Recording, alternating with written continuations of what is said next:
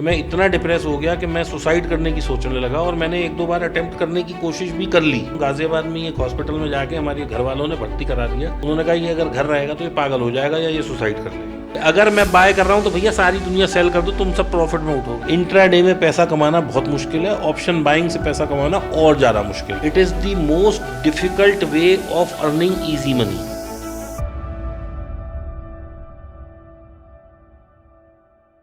Hello Deepak sir, welcome to the Investographer podcast. Thank you, thanks for inviting me. मुझे बहुत अच्छा लग रहा है यहाँ आके।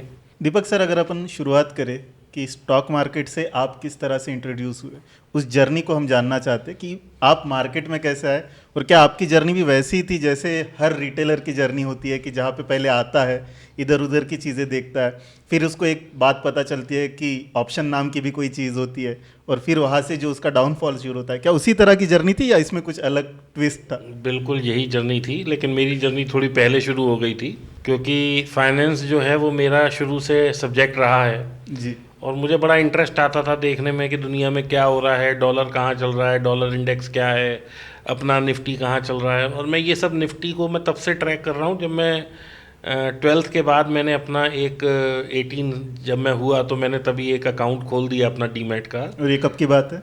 1995 की। अच्छा, उतनी भी पुरानी नहीं है। हाँ, लेकिन 30 साल हो गए, 35 साल। तो वहाँ से अपन ने एक अकाउंट खोल लिया।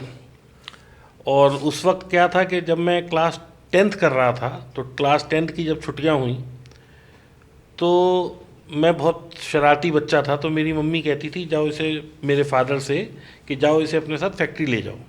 तो हम लोगों का सिरेमिक केमिकल्स का काम था।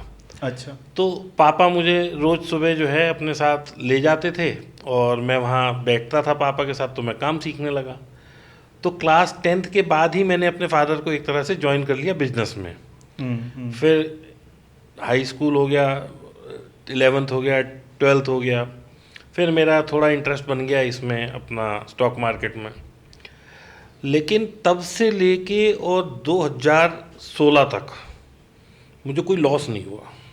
अच्छा, 1995 से लेकर 2016 तक कोई लॉस नहीं हुआ। 20 साल तक आप प्रॉफिटेबल रहे। हाँ, वो क्यों रहा, मैं उसके पीछे ये था कि this was not my prime business. मेरा जो सिरेमिक का मैं काम कर रहा था वो मेरा बहुत अच्छा काम था, मतलब उसमें इतना बढ़िया काम था कि मुझे पैसे की कोई कमी नहीं थी। और उस वक्त मेरे को ये समझ आया कि मेरे को बहुत ज़्यादा नॉलेज तो थी नहीं, लेकिन मेरे को ये पता था कि टॉप 10 कंपनीज इंडिया में कौन सी हैं, क्योंकि काम ही आपका वो था। तो मैं उस वक्त थोड़ी समझ रख रहा था। तो तब भी रिलायंस टॉप 10 में ही आती थी, आज भी रिलायंस टॉप 10 में है, तब भी टॉप पे आती थी, आज भी टॉप पे है। HDFC बैंक तब भी प्रीमियम बैंक था, आज भी प्रीमियम है। बैंक नहीं था, मतलब पेरेंट कंपनी थी। ITC तब भी बहुत अच्छा स्टॉक था, आज भी बहुत अच्छा है। हिंदुस्तान यूनिलीवर तब भी बहुत अच्छा था, आज भी बहुत अच्छा है। और वो ग्रेडिंग आज तक चेंज नहीं हुई। टॉप 10 स्टॉक्स में मेरे ख्याल से 1 या 2 ही स्टॉक होंगे जो नए आए हैं और जो पुराने निकले हैं। अदरवाइज टॉप 10 ने अपना वो डेकोरम मेंटेन करके रखा है और कंटिन्यूसली वो अपनी उसी तरह से, जैसे देश बढ़ रहा है, प्रॉफिट बढ़ रहे हैं चीज़ों के, महंगाई बढ़ रही है, तो उनके भी प्रॉफिट बढ़ रहे हैं और वो देश के साथ ग्रो कर रहे हैं पिछले 20, 25, 30 साल से। तो मैं क्या करता था जी, उस टाइम में 700 रुपये का रिलायंस होता था, फिर वो स्प्लिट हो गया या बोनस आया था, उस पर कुछ ऐसा हुआ था, क्योंकि रिलायंस ने अपनी पूरी हिस्ट्री में सिर्फ 2 या 3 बार ही बोनस दिया, उन्होंने बाकी दिया ही नहीं है। जबकि विप्रो, हिंदुस्तान यूनिलीवर में लोग बन गए, मतलब अरबपति, करोड़पति तो छोड़ो, 100 करोड़ रुपए लोगों ने कमा लिए अगर उस टाइम किसी ने इन्वेस्ट किया और आज तक होल्ड किया। तो रिलायंस का वो 462 रुपये का कुछ फ्यूचर होता था और उस टाइम फ्यूचर भी 1000 क्वांटिटी का था। तो मैं एक लॉट ले लिया मैंने। अब मेरे पास टचवुड भगवान की कृपा ऐसी थी, बिजनेस में पैसा बढ़िया था। अगर वो 50 रुपये गिर गया तो मैंने एक और ले लिया, वो और 50 गिर गया, मैंने एक और ले लिया। तो मैं उसको एवरेज करता रहता था, एवरेज डाउन करता रहता था। और मतलब ऐसा भी हो गया कि कई दफ़ा मेरे पास 10 लॉट भी हो गए, तो मुझे कोई टेंशन नहीं है 5, 7, 10 लाख अगर M2M देना भी पड़ जाए, क्योंकि मुझे ये पता था कि ये रिलायंस है, ये तो चलना ही है। अगर ये नहीं चलेगा तो देश भी नहीं चलेगा। मतलब अगर आपका पैसा रिलायंस में लग के नहीं बढ़ रहा आज की तारीख में, तो ये समझ लीजिए कि आपका पैसा घर रख के भी नहीं बढ़ने वाला। इंडिया में कहीं पे भी लगा दीजिए, वहाँ पे बढ़ने वाला है नहीं वो। तो उस वक्त क्या था जी, मैं ऐसे लेता रहता था, 2 4 6 महीने एवरेजिंग में कई दफ़ा लग जाते थे और मैं प्रॉफिट में निकल जाता था। तो ये मेरा सिलसिला पिछले करीब 15 20 साल चलता रहता था। मेरा विदेशों में भी काफ़ी काम था, तो मैंने अगर आज कोई पोजीशन ले ली और मैं 15 दिन नहीं लूँ तो मुझे कोई टेंशन नहीं थी कि रिलायंस में मेरा पैसा लगा हुआ है तो ये क्या होगा। और कभी ऐसा होता भी था तो उस टाइम में ऑनलाइन सिस्टम इतने नहीं थे, ब्रोकर आपके घर ही आ जाता था और वो घर पे ही से ही चेक ले जाता था। और इन दोनों तो चेक के अगेंस्ट में लिमिट भी मिल जाती थी, सब काम हो जाते थे। अभी तो ये लिमिट नहीं मिलती, उस टाइम में तो आपके पास अकाउंट में अगर 10 लाख रुपए हैं तो वो 1 करोड़ का भी आप सौदा लेके जा सकते थे और ब्रोकर खुले हाथ से लिमिट भी दे रहे थे। तो ये सिलसिला चलता रहा। फिर मेरे दिमाग में किसी ने, मतलब 2015 तक मेरा ये चलता रहा। इस बीच में मेरा जो कोर बिजनेस था वो भी काफ़ी ग्रो हुआ, लेकिन 2012 और 13 के बाद एकदम से उसमें टेक्नोलॉजी शिफ्ट आ गया। अब टेक्नोलॉजी शिफ्ट ये होता है कि पहले कोई प्रोडक्ट ए बाज़ार में चल रहा होता है, वो ऑल ऑफ ए सडन उसकी डिमांड ख़त्म और बी आ गया। अब मैं इसका उदाहरण ऐसा देता हूँ, मैंने और भी पहले भी अपने एक आध पॉडकास्ट में बोला है कि पहले जैसे कैसेट चला करते थे, ऑडियो कैसेट, बिल्कुल, फिर वो सीडी में तब्दील हुए, फिर वो सीडी भी पेन ड्राइव में हुई, अब यूट्यूब और स्पॉटिफाई और ये सब आ गए हैं प्लेटफॉर्म। तो दिस इज़ अ टेक्नोलॉजिकल, मतलब टेक्निकल शिफ्ट है। एक प्रोडक्ट ख़त्म हुआ, नया प्रोडक्ट आ गया। ऐसे ही सिरेमिक में मेरा जो प्रोडक्ट था वो बिल्कुल ही ख़त्म हो गया मार्केट में उसकी डिमांड, और जो नया प्रोडक्ट था जो उसमें कैपेक्स लगने वाला था, जो इन्वेस्टमेंट होने वाली थी, वो इतनी ज़्यादा थी कि मुझे लगा कि ये हम करके शायद कमा ना पाएँ। तो डिसीज़न ये लिया गया मेरे द्वारा कि भाई अब इस काम को बंद करना पड़ेगा, तो कुछ और काम करते हैं। तो जर्नी इतनी इजी नहीं रही 2012-13 के बाद, या एक्चुअली 15 के बाद। कुछ पैसे मेरे पास मेरे बिजनेस बंद करके जो आए वो मैंने कहीं ब्याज पे लगा दिए, वो पैसे ही मर गए।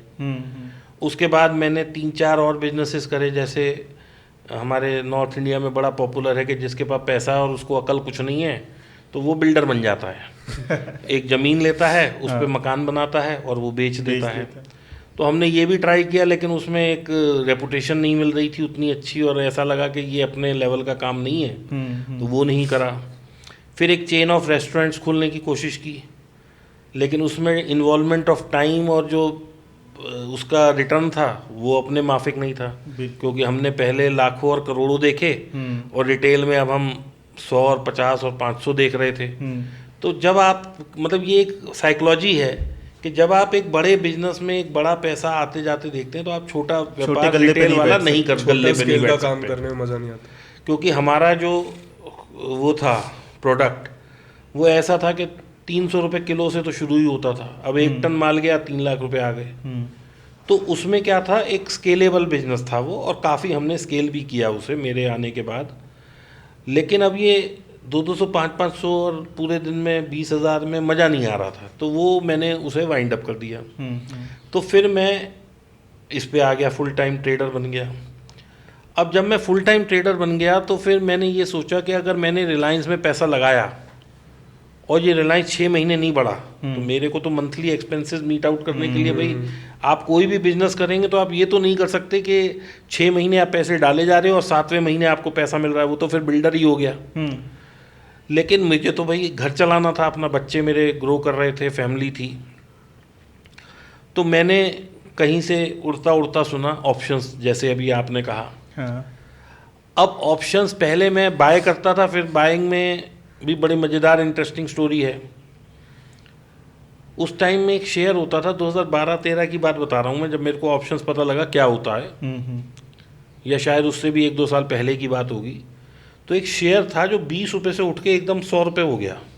अच्छा। 3 दिन में, शायद 4 दिन में। उस शेयर का नाम था RNRL। वो अनिल अंबानी जी की कंपनी थी, रिलायंस नेचुरल रिसोर्सेज लिमिटेड, कुछ उसका RNRL नाम था। उसमें ये था डे 1 से कि ये कोई गैस की पाइपलाइन डालेंगे और उसमें जो है मतलब वो होगा। उसमें आज तक कभी कोई काम नहीं हुआ, लेकिन शेयर 20 रुपये से 100 रुपये हो गया। उन्होंने सबको चिपका दिया अपना माल, और वो खुद बाहर हो गए। तो उसमें क्या हुआ कि हमें उस टाइम में किसी ने बताया कि ये ऑप्शन होती है। अच्छा। तो अब हमें तो वो रिलायंस की एवरेजिंग वाला ध्यान था, तो हमने पहले दिन वो ऑप्शन ली थी शायद 25 रुपये की, एक लॉट। अब 25 रुपये की वो ऑप्शन ली तो उसमें कुछ 40-50 हज़ार जो भी लगे होंगे, मुझे अब एग्जैक्ट ध्यान नहीं है, लेकिन पैसे की अपने को कमी नहीं थी भाई उस वक्त। तो 25 की 20 आ गई, हमने एक और ले ली। वो 20 की 15 आ गई, हमने एक और ले ली। वो 10 आ गई, हमने भाई सब 4 लॉट और ले लिए। वो अल्टीमेटली 50 पैसे रह गई। तो मैंने कहा दीपक अब तो 1 लाख खरीद लो। मैंने भाई साहब उस पर 1 लाख उसकी क्वांटिटी खरीद ली। मैंने कहा 50,000 ही तो लग रहे हैं। अब वो मैं रोज देखता था, मुझे लॉस वहाँ दिखाई देता था। आपको वो एक्सपायरी वाला चीज़ पता मुझे नहीं था? एक्सपायरी वाली चीज़ पता नहीं थी। अच्छा। अब मेरे को ध्यान है वो टाइम भी कौन सा था, जनवरी से फरवरी में हम शिफ्ट हुए। हाँ। अब मैं सुबह देख रहा हूँ तो मेरी पोजीशन ही नहीं है। अब मेरे बड़ा परेशान, मैंने कहा वो मेरे 4-5 लाख रुपए लगे हुए थे भाई, वो कहाँ गए ऑप्शन में? तब मंथली एक्सपायरी होती तब मंथली एक्सपायरी गायब हो होती थी, गया, काम वीकली तो नहीं कुछ होती नहीं थी। अब मैं ब्रोकर को फ़ोन कर रहा हूँ तो वो कह रहा है सर वो तो एक्सपायर हो गया, वो तो ख़त्म, वो तो प्रोडक्ट ही अब एग्जिस्ट नहीं करता, Chips वो तो है कल expire तक हो था, गया। आज नहीं है। तो बड़ा मतलब इट वॉज Shock था। शॉक टू मी, मतलब मैं तो झटका खा गया। खैर वो भी कोई बहुत बड़ा झटका नहीं था। तब कितने गए थे? 4-5 लाख रुपए गए थे, लेकिन तब मेरा बिजनेस चल रहा था तो मुझे कोई ऐसी बड़ा टेंशन नहीं था। टेंशन नहीं थी, मतलब वो मैं वहाँ से कमा के पूरे कर सकता था। अब जी हुआ क्या कि मैं थोड़ा थोड़ा ऑप्शन को समझने लगा, तो समझते समझते किसी ने ये समझा दिया कि ऑप्शन बाइंग में पैसा नहीं है भाई, उसके लिए चार्ट, मोमेंटम, ये वो सब समझना पड़ेगा, लेकिन ऑप्शन सेलिंग में बहुत पैसा है। अच्छा। तो भाई लगा भाई बड़ा काम करना है, महीने के 3-5 लाख रुपए भी बनाने हैं, तो ऑप्शन सेलिंग में घुस गए। और वो ऐसे घुसे ऐसे घुसे ऐसे घुसे कि उसमें मैं तो क्या घुसता और कमाता, लेकिन मार्केट को मैंने करीब करीब समझिए कि लोग 5 फिगर 6 फिगर कहते हैं, मैंने 8 फिगर में पैसे दे दिए। नंबर बता दीजिए। Approximately more than $1 crore rupees, okay. या 2 भी टच कर रहा है वो फिगर। अच्छा। अब मैं बड़ा परेशान कि भाई मैं कमा नहीं पा रहा हूँ, कमा नहीं पा रहा हूँ, कमा नहीं पा रहा हूँ। तो फिर मैं, किसी ने कहा भाई कोई एक जगह है वहाँ चले जाओ, उससे सीख लो, ये सिखाता है, ये बताता है। मतलब आप 2015 से 2018 तक की मेरी हालत ये थी कि किसी ने कहा, मैं गाज़ियाबाद रहता हूँ, नोएडा मेरा ऑफिस है, किसी ने कहा जी आप आगरा चले जाओ, तो मैंने गाड़ी उठाई और मैं आगरा पहुँच गया सीखने के लिए। किसी ने कहा जयपुर चले जाओ, मैं जयपुर चला गया। डेस्परेट सीखने के लिए। क्योंकि मेरे को ये था कि भाई मेरा पैसा गया है तो मुझे वापस तो लाना है।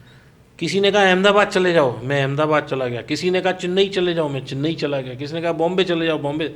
आप ये देखिए कि मैंने अपनी स्कूलिंग में नर्सरी से लेके 12th तक में शायद मेरे पिताजी ने 2-2.5 लाख रुपए खर्च किए होंगे मेरी पूरी स्कूलिंग पे, लेकिन 2015 से 2018 तक मैंने 25-30 लाख रुपए अपनी लर्निंग पे खर्च कर दिए, लेकिन मेरा लॉस फिर भी नहीं रुक रहा था। और 2017-18 में एक फेज़ ऐसा आया, शायद 19 में आया, कि मैं इतना डिप्रेस हो गया कि मैं सुसाइड करने की सोचने लगा। और मैंने 1-2 बार अटेम्प्ट करने की कोशिश भी कर ली, इतना ज़्यादा और डिप्रेशन में मैं आ गया। तो हम गाज़ियाबाद में एक हॉस्पिटल में जाके हमारे घर वालों ने भर्ती करा दिया। उन्होंने कहा ये अगर घर रहेगा तो ये पागल हो जाएगा या ये सुसाइड कर लेगा। अब डिप्रेशन में जब आप भर्ती होते हैं हॉस्पिटल में तो बड़ी एक अजीब सी कंडीशन होती है कि एक तो आपकी दवाई चल रही होती है और आप कुछ कर तो सकते नहीं है वहाँ। भाई कोई पैर में दर्द हो तो मैं उसे बताऊँ कि भाई मेरे पैर में दर्द है। अब डिप्रेशन में तो बस वो मुझे सेडेटिव दे देते थे, मैं 8 घंटे सोता रहता था, फिर मैं उठता था, फिर मेरे वही ख्याल आने लगते थे, फिर मेरी फैमिली मिलती थी, they try to encourage me. तो ये सब चलता रहा, लेकिन मेरे को कहीं ना कहीं वहाँ लेटे लेटे ना ये एक बात दिमाग में घूमती रहती थी कि मेरा पैसा जा आ रहा है, मेरा पैसा जा आ रहा है, अगर कोई तो कमा रहा है। और इन दिनों मैं ट्विटर पे देखता था 2 लाख, 5 लाख, 8 लाख, 25 लाख के M2M दिखते थे, कोई ये भाई, कोई वो भाई, कोई ऐसा, कोई वैसा। भाई बड़ा मतलब समझ ही नहीं आ रहा। खैर मैंने उन्हें भी कांटेक्ट किया, वो सब लोग जो थे, हर किसी ने अपने अपने हिसाब से जितनी उनकी समझ थी और जितना मैं समझ सकता था सबने सिखाया। मैं ये नहीं कहूँगा कि लोगों ने नहीं सिखाया, किसी ने फ्री सिखाया, उनका मैं ग्रेटफुल हूँ। किसी ने पैसे लेके सिखाया, मैं उनका और ज़्यादा ग्रेटफुल हूँ। किसी ने एक्सपीरियंस दे के सिखाया कि हम बाजार में सिर्फ बेवकूफ़ बना रहे हैं, कुछ ना सिखा रहे, उसका भी मैं ग्रेटफुल हूँ कि मैं ये सीख पाया। सीख गया, हाँ। लेकिन मैं कहीं ना कहीं बहुत ज़्यादा डिप्रेस हो गया। फिर मैं 3-4-6 महीने मार्केट से बिल्कुल अलग हो गया। लेकिन ये कंसेप्ट मेरे दिमाग में घूमे जा रहा था, क्योंकि मैंने किताबों में लोगों के जा के ये समझा और सीखा था कि F&O तो ज़ीरो सम गेम है। यानी आपका पैसा मेरे पास, मेरा पैसा इनके पास, इनका पैसा किसी और के पास, या अगर हम तीनों लूज़र हैं तो चौथा कमा रहा है, और हम चारों लूज़र हैं तो पांचवा कमा रहा है। पैसा यहाँ का यहीं मूव हो रहा है, लेकिन वो पैसा कहीं बाहर नहीं जा रहा। जैसे कि आज आप एक रिलायंस का शेयर खरीद लें, आपने 3,000 रुपये खरीदा और वो 45 हो गया, तो आपकी वेल्थ जनरेशन हुई। वो पैसा कहीं से बढ़ा, तो दैट इज इन्वेस्टमेंट। और इन्वेस्टमेंट में 2 कंपोनेंट होते हैं, प्राइस और टाइम। तो आपने प्राइस तो पे किया खरीद के, प्लस और आपने टाइम time भी दिया, तो वो पैसा आपका ग्रो हुआ। लेकिन F&O में तो कुछ ऐसा है ही नहीं भाई। अगर मैं हार रहा हूँ तो कहीं ना कहीं वो पैसा जा रहा है। और यही एक टर्निंग पॉइंट था मेरी लाइफ का, कि मुझे ये समझना ज़रूरी हो गया था कि ये मेरा पैसा कहाँ जा रहा है। और अगर कोई आप कमा पा रहे हो तो मैं क्यों नहीं कमा पा रहा। मैंने अपनी इस इच्छा को मरने नहीं दिया। And I am very grateful to my wife, to my family. मेरे फादर मदर, मेरी wife, they supported me a lot. Generally ऐसे टाइम में लोगों के घर में झगड़े, नेगेटिविटी बढ़ जाती है, लेकिन मेरी फैमिली बहुत अंडरस्टैंडिंग थी। मेरी वाइफ ने बहुत मुझे सपोर्ट किया, हर तरीके से सपोर्ट किया। और हालत ये थी कि मैं रोज़ सुबह बैग उठा के अपने ऑफिस जाता था। किसी दिन आए तो 2,000 रुपये आए, और लॉस हो रहा है तो लाख रुपए का हो रहा है, लॉस हो रहा है 50,000 का हो रहा है। तो उसने मेरे से ना आके पूछना ही बंद कर दिया कि आज क्या हुआ, कितने कमाए, क्या हुआ। क्योंकि उसे पता था कि अभी वो पूछेगी और मैं नाराज़ होऊंगा और गुस्सा होऊंगा, तो एक बड़ा नेगेटिव माहौल हो जाता है। वो कहीं का गुस्सा कहीं और निकलता और ये भी फैक्ट है, कई दफ़ा मैं लॉस लेके आता था, बच्चों पे गुस्सा निकल जाता था, कई दफ़ा मेरे एम्प्लॉयज़ पे निकल जाता था, कई दफ़ा ड्राइवर पे निकल जाता था। तो कुल मिला के क्या, क्योंकि आपकी फ्रस्ट्रेशन तो आप कहीं ना कहीं तो निकलेगी। बिल्कुल। तो ये सब चीज़ें जो थी चलती नहीं मेरे दिमाग में। लेकिन मैं फिर भी बहुत सारी यूट्यूब पे वीडियोस देखता रहा, मैं बाहर की वीडियोस भी देखता रहा, मैं बुक्स पढ़ता रहा।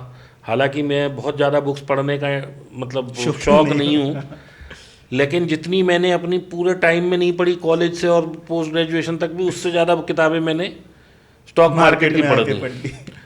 और मैंने ये रियलाइज़ किया कि जो इस किताब में लिखा है उसका तो उल्टा ही हो रहा है। अगर मुझे लग रहा है कि यहाँ से बाजार बढ़ेगा और मैं कॉल बाय कर रहा हूँ, तो भाई साहब उसने तो कसम खा ली कि बढ़ना ही नहीं। एक वक्त तो ऐसा आ गया कि मैंने अपने आप को इंडिकेटर नाम दे दिया कि अगर मैं बाय कर रहा हूँ तो भैया सारी दुनिया सेल कर दो, तुम सब प्रॉफिट में उठोगे। ये हर ट्रेडर के साथ होता है कभी ना। ठीक है, लेकिन यहाँ पे हम लोग, आज देखो मैं पीछे मुड़ के देख रहा हूँ, मैं हंस पा रहा हूँ, लेकिन उस टाइम में मैं रोता था। यू वोंट बिलीव, आप आज मेरी सक्सेस को लोग देख रहे हैं क्यों, और मैं हंस भी रहा हूँ। और लेकिन मैंने कितनी रातें रो रो के काटी हैं, और कितनी बार मैंने ये सोचा है कि आज मेरे को मरना है, या कितनी बार मैंने ये सोचा है कि कल मैं घर कैसे चलाऊंगा, क्योंकि अल्टीमेटली कुआं भी पानी निकालते रहो ख़त्म ही हो जाएगा। कितने लोगों से मैं कर्जा लेके आया और मैंने अपना फिर पैसा ट्रेडिंग में डाला और फिर लूज़ किया।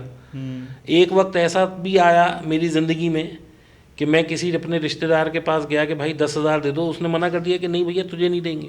और आज वही रिश्तेदार मुझसे कहता है कि मेरा 1 करोड़ ले लो और भाई साहब मुझे कोई टिप दे दो, या मेरे स्टॉक मार्केट में पैसे मैनेज कर दो, या आप मुझे सिखा दो। तो समय एक ऐसी चीज़ है जो बदलती है। लेकिन स्टॉक मार्केट में जो एक चीज़ हर किसी ट्रेडर को समझनी चाहिए, और मैं भी बहुत पैसा और 5 साल दे के समझा कि इसमें इजी मनी नहीं है। It is the most difficult way of earning easy money. दूसरा, अगर आप डिसिप्लिन नहीं है अपनी लाइफ में, तो आप स्टॉक मार्केट में भी डिसिप्लिन नहीं हो सकते, क्योंकि यहाँ पे होप और ग्रीड साथ साथ चल रही है। अब आपको मैं उदाहरण दूं कि मैंने एक कॉल ली, मैं उस वक्त बायर था, तो मैं आपको उसकी बता रहा हूँ, फिर मैं सेलिंग वाली भी बताऊंगा कि सेलिंग में क्या मुंह रखता है कि। तो मैं बायर था, तो मैंने मान लीजिए कोई 200 रुपये की कॉल खरीदी, वो 150 हो गई तो मैंने फिर उसे एवरेज कर लिया, वो 100 हो गई तो फिर मैं एवरेज कर रहा हूँ।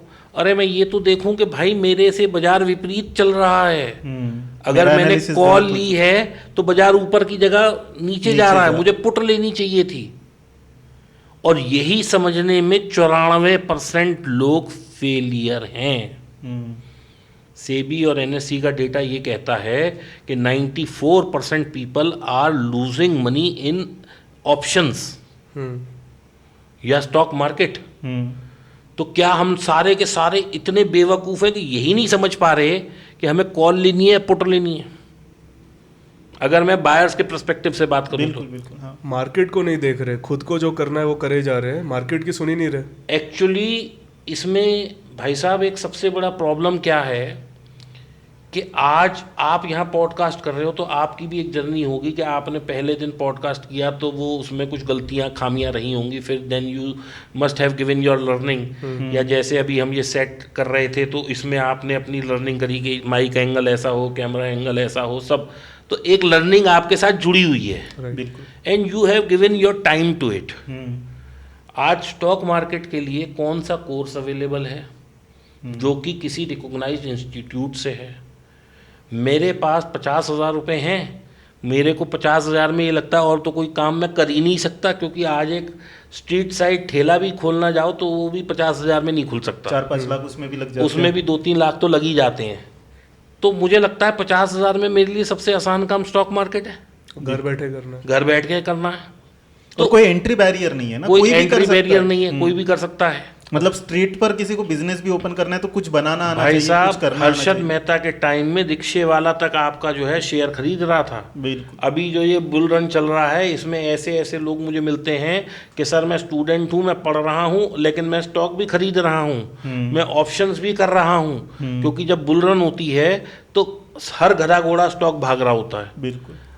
मैं ऐसे ऐसे स्टॉक देख रहा हूँ और ऐसे सिर पकड़ लेता हूँ मैं अपना कि पिछले 15 साल में तो वो भाई साहब 100 से आया 150। 15 साल का उसका चार्ट ऐसा घूम रहा है और पिछले 6 महीने में वो 150 से पहुंच गया 1500। तो यहाँ पे सेबी और एनएससी कुछ नहीं देख रहे, यहाँ पे उनका कोई रेगुलेटरी नहीं काम कर रही, यहाँ कोई झोल नहीं है, यहाँ कोई झोल नहीं है। लेकिन आपके यहाँ एक साइन गलत हो जाए तो उस पर रेगुलेटरी आ जाती है। तो कहने का मतलब ये है कि जितनी भी रेगुलेटरी बॉडीज़ हैं ये भी कुछ चीज़ें शायद नहीं कंट्रोल कर पा रही।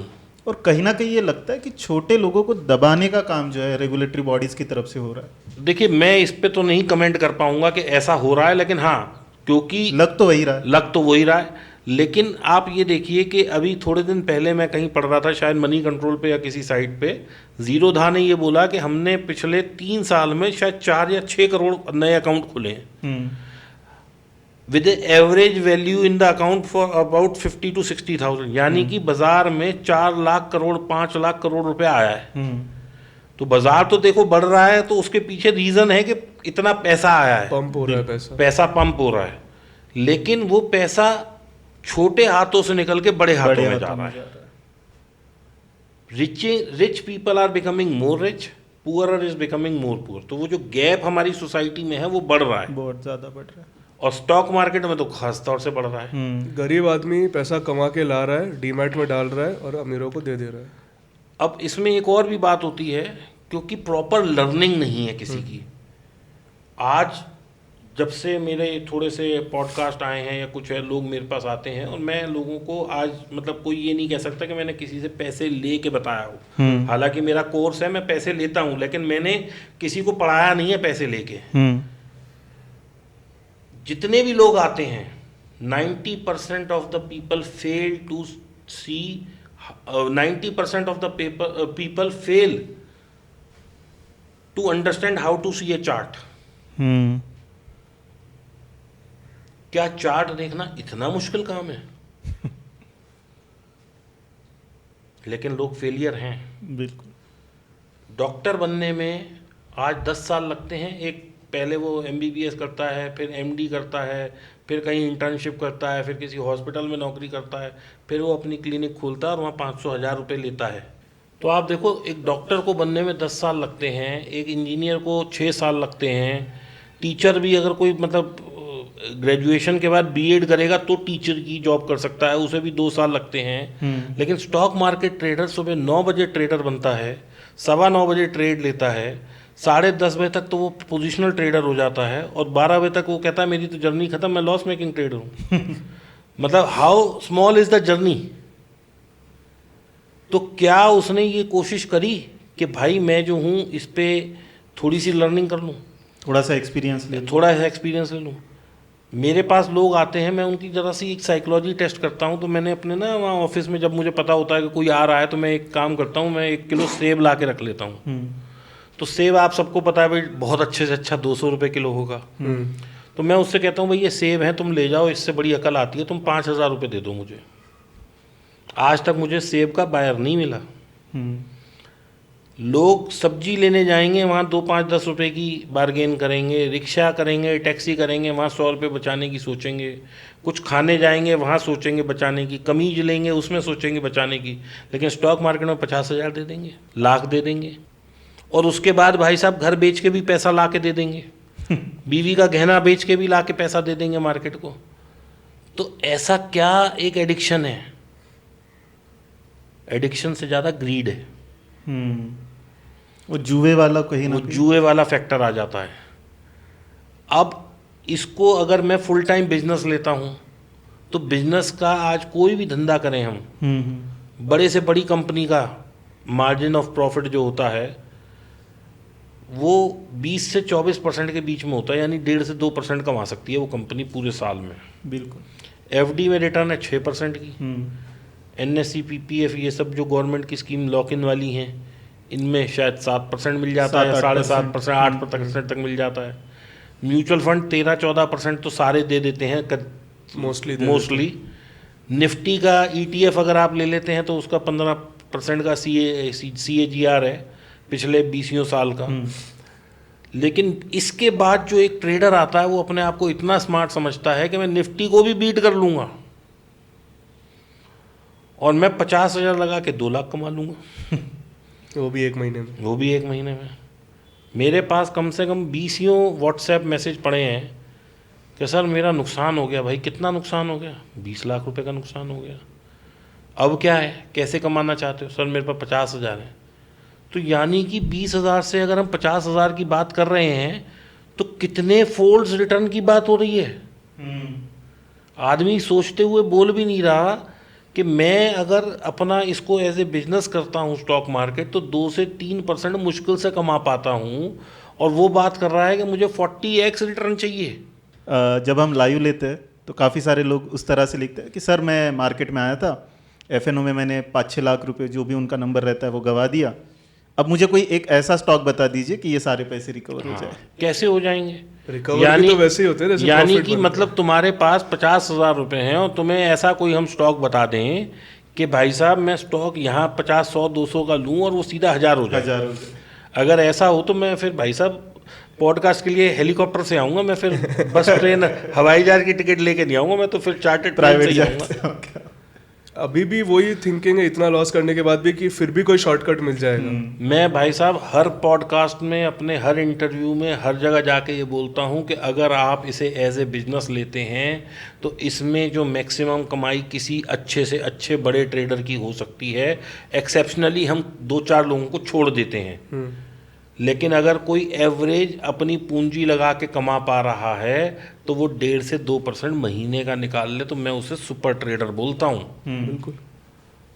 अगर किसी आदमी ने पूरे साल काम किया और वो 10, 20, 50 हज़ार के लॉस में है तो मैं उसे कहता हूँ तू हीरो ट्रेडर है, क्योंकि तूने अपनी कैपिटल सिक्योर कर ली 1 साल काम करने के बाद। तूने घर से नहीं दिया, टाइम दिया, चलो कोई बात नहीं, लेकिन तूने कैपिटल सिक्योर कर ली। तू उन लाखों लोगों से बेटर है जो अपनी कैपिटल ही जीरो करे बैठे हैं। जो बचाना सीख गया वो कमाना भी सीख जाएगा। तो आज की तारीख में मैं जब भी ट्रेड लेता हूँ मैं बगैर हेज के तो ट्रेड नहीं लेता। ये मैंने कसम खा रखी है कि मुझे अगर कोई, मतलब ये समझ लो कि जो मार्केट चला रहा है बंदा, या कोई ऐसा ऑपरेटर है, या कोई भगवान है, या कोई इस मार्केट का खुदा है, वो आके कह दे कि भाई साहब आप ये शेयर X ले लो और ये वहाँ कल 100 रुपये बढ़ने वाला है, अगर मैं उसे ले भी लूँगा तो मैं उसकी पहले ये देखूँगा कि मेरे से ये क्या लेके जाएगा। मैं पहले हेज लूँगा, बाद में मैं कुछ सोचूंगा कि मेरे को क्या कमाई होगी। राइट। रिस्क अपने मेरा ट्रेड लेने से पहले अपने आप से सवाल ये होता है कि भाई ये मुझे क्या देगा ये तो मुझे नहीं पता, क्योंकि ये तो मार्केट कितना मूव करेगी मुझे नहीं पता, लेकिन मैं मार्केट को क्या देने वाला हूँ, मेरा रिस्क एपेटाइट कितना है, क्या मैं इसमें कोई ऑप्शन बाय करके या कुछ भी करके, जैसे कि फ्यूचर लिया मैंने और कोई हेज कर दिया उसे पुट बाय करके, तो मेरा मैक्सिमम लॉस कितना है, क्या वो मेरी पूरी कैपिटल का 1% 2% के अंदर आ रहा है, तब तो मैं उस ट्रेड को लूँगा। अगर वो 10% ऑफ द कैपिटल है तो भाई साहब मैं बिल्कुल नहीं लेने वाला, क्योंकि मैं कमाने ही 18 से 20% वाला हूँ पूरे साल में, और 10% मैं एक ट्रेड में दे दूँ तो मैं तो फिर बेवकूफ़ी बन गया ना। फायदे का सौदा ही नहीं है। जो लोग इंडेक्स में ट्रेड, और आज मैं आपको बताऊं ये चीज़ आप भी महसूस करेंगे और आपने देखी होगी और ऑडियंस भी इससे अपने आप को कोरिलेट कर पाएगी, आज तक मुझे कोई आदमी ऐसा नहीं मिला जो मेरे से ये कहे कि सर मैंने रिलायंस का फ्यूचर लिया था मैं लॉस में आ गया मैंने HDFC बैंक का फ्यूचर लिया था मैं लॉस में आ गया, मैंने कोटक लिया था मैं लॉस में आ गया, मैंने मारुति लिया था मैं लॉस में आ गया, या मैंने टॉप 10 कंपनी में से कुछ भी लिया था मैं लॉस में आ गया। सब बैंक निफ्टी में बर्बाद हो रहे हैं। बैंक निफ्टी एक इतना बड़ा दानव बनता जा रहा है इस मार्केट का कि वो 100 करोड़ को भी घुसा सकता है, 1 लाख को भी घुसा सकता है, 5 लाख को भी घुसा सकता है, 50 लाख भी घुसा सकता है, और 100 करोड़ भी घुसा सकता है अपने अंदर। उसकी भूख बहुत ज़्यादा है। भूख ज़्यादा नहीं है, क्योंकि हर आदमी उसमें घुसा पड़ा है, तो वो एक इतना बड़ा रिसोर्स पूल बन गया है, यानी कि वहाँ पैसा इतना ज़्यादा लग रहा है कि हर आदमी वहीं भाग रहा है। भगदड़ मच गई है। भगदड़ मच गई है। तो इसलिए मेरी जर्नी ऐसी रही कि मैं 1995 से 2015 तक बहुत अच्छा चल रहा था, फिर मेरा एक 4-5 साल बहुत बैड फेज ऑफ लाइफ आया, फिर मैंने कोविड आया तो मैं कमाना शुरू हो गया, और फिर वो जर्नी कंटिन्यू चल रही है। थोड़ा सा अपने आप को अपस्किल करते जा रहे हैं, ऑटोमेट करते जा रहे हैं सिस्टम को, सिस्टमैटिक ट्रेडिंग पे ज़्यादा ध्यान देते हैं रादर देन डिस्क्रिशनरी ट्रेडिंग। अच्छा, आपने अपनी जर्नी शेयर की, इसमें 2-3 मुझे सवाल है, बट क्योंकि अपन कंटिन्यूएशन में चल रहे तो ये पूछ लेता हूँ कि जो चेंज था, जहाँ पे आप लॉस मेकिंग ट्रेडर थे और वहाँ से फिर एक प्रोसेस होता है जहाँ से आप प्रॉफिट मेकिंग ट्रेडर बन जाते, तो वो चेंज किस तरह से आया, और उसके बाद के 1-2 और सवाल है मेरे जो क्या होता है कि उस चेंज में आपको ना अपने अंदर की सबसे पहले तो ईगो को मारना पड़ता है। हाँ, वो चेंज जब भी आपकी लाइफ में कोई भी ट्रांजिशन फेज आएगा तो सबसे पहले आपके अंदर एक इतनी ज़्यादा ग्लानि की भावना आएगी, मतलब कि मैं अपनी ज़िंदगी में कर क्या रहा हूँ। भाई साहब, मैं एक लॉट में ट्रेड लेता था सेलिंग का, पूरे सुबह 9 बजे से लेके 3-3:30 बजे तक बैठे रहते थे, उसमें 10 रुपये का डिके आ जाए तो 10 रुपये घर लेके आ जाते थे, तब 25 का लॉट था, 250 रुपये घर लेके आ जाते थे, जबकि मेरा उस तक दिन भी घर का खर्चा, क्योंकि मेरी ग्रोन अप फैमिली है, मेरे बच्चे हैं दोनों और वाइफ है, तो मैं समझता हूँ 8 से 10 हज़ार रुपये, 2-3 लाख रुपए तो मेरा महीने का खर्चा तब भी रहा होगा।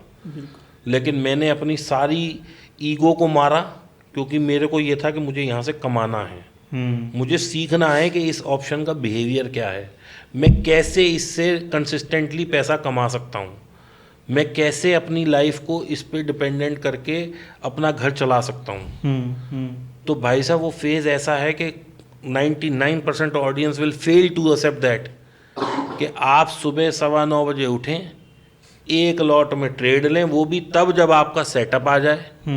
सेटअप बोले हाँ भैया मुझे बेचो तो मैं उसे बेचूं, या मैं नॉन डायरेक्शनल कर रहा हूं तो मैं इतना ज़्यादा उसमें एक्टिव हूं कि जैसे ही बाज़ार में कोई मूवमेंट आए मैं तुरंत उसको स्टॉप लॉस लेके नई पोजीशन बनाऊं।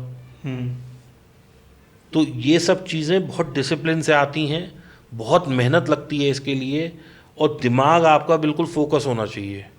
फिर आपको ये नहीं याद रखना कि मेरा तो यार इतना लॉस है और उतना लॉस है, फिर मेरे को सिर्फ ये रहता था कि आज मैं चाहे 5 रुपये ग्रीन में बंद हूँ, क्या मैं ग्रीन में उठ रहा हूँ।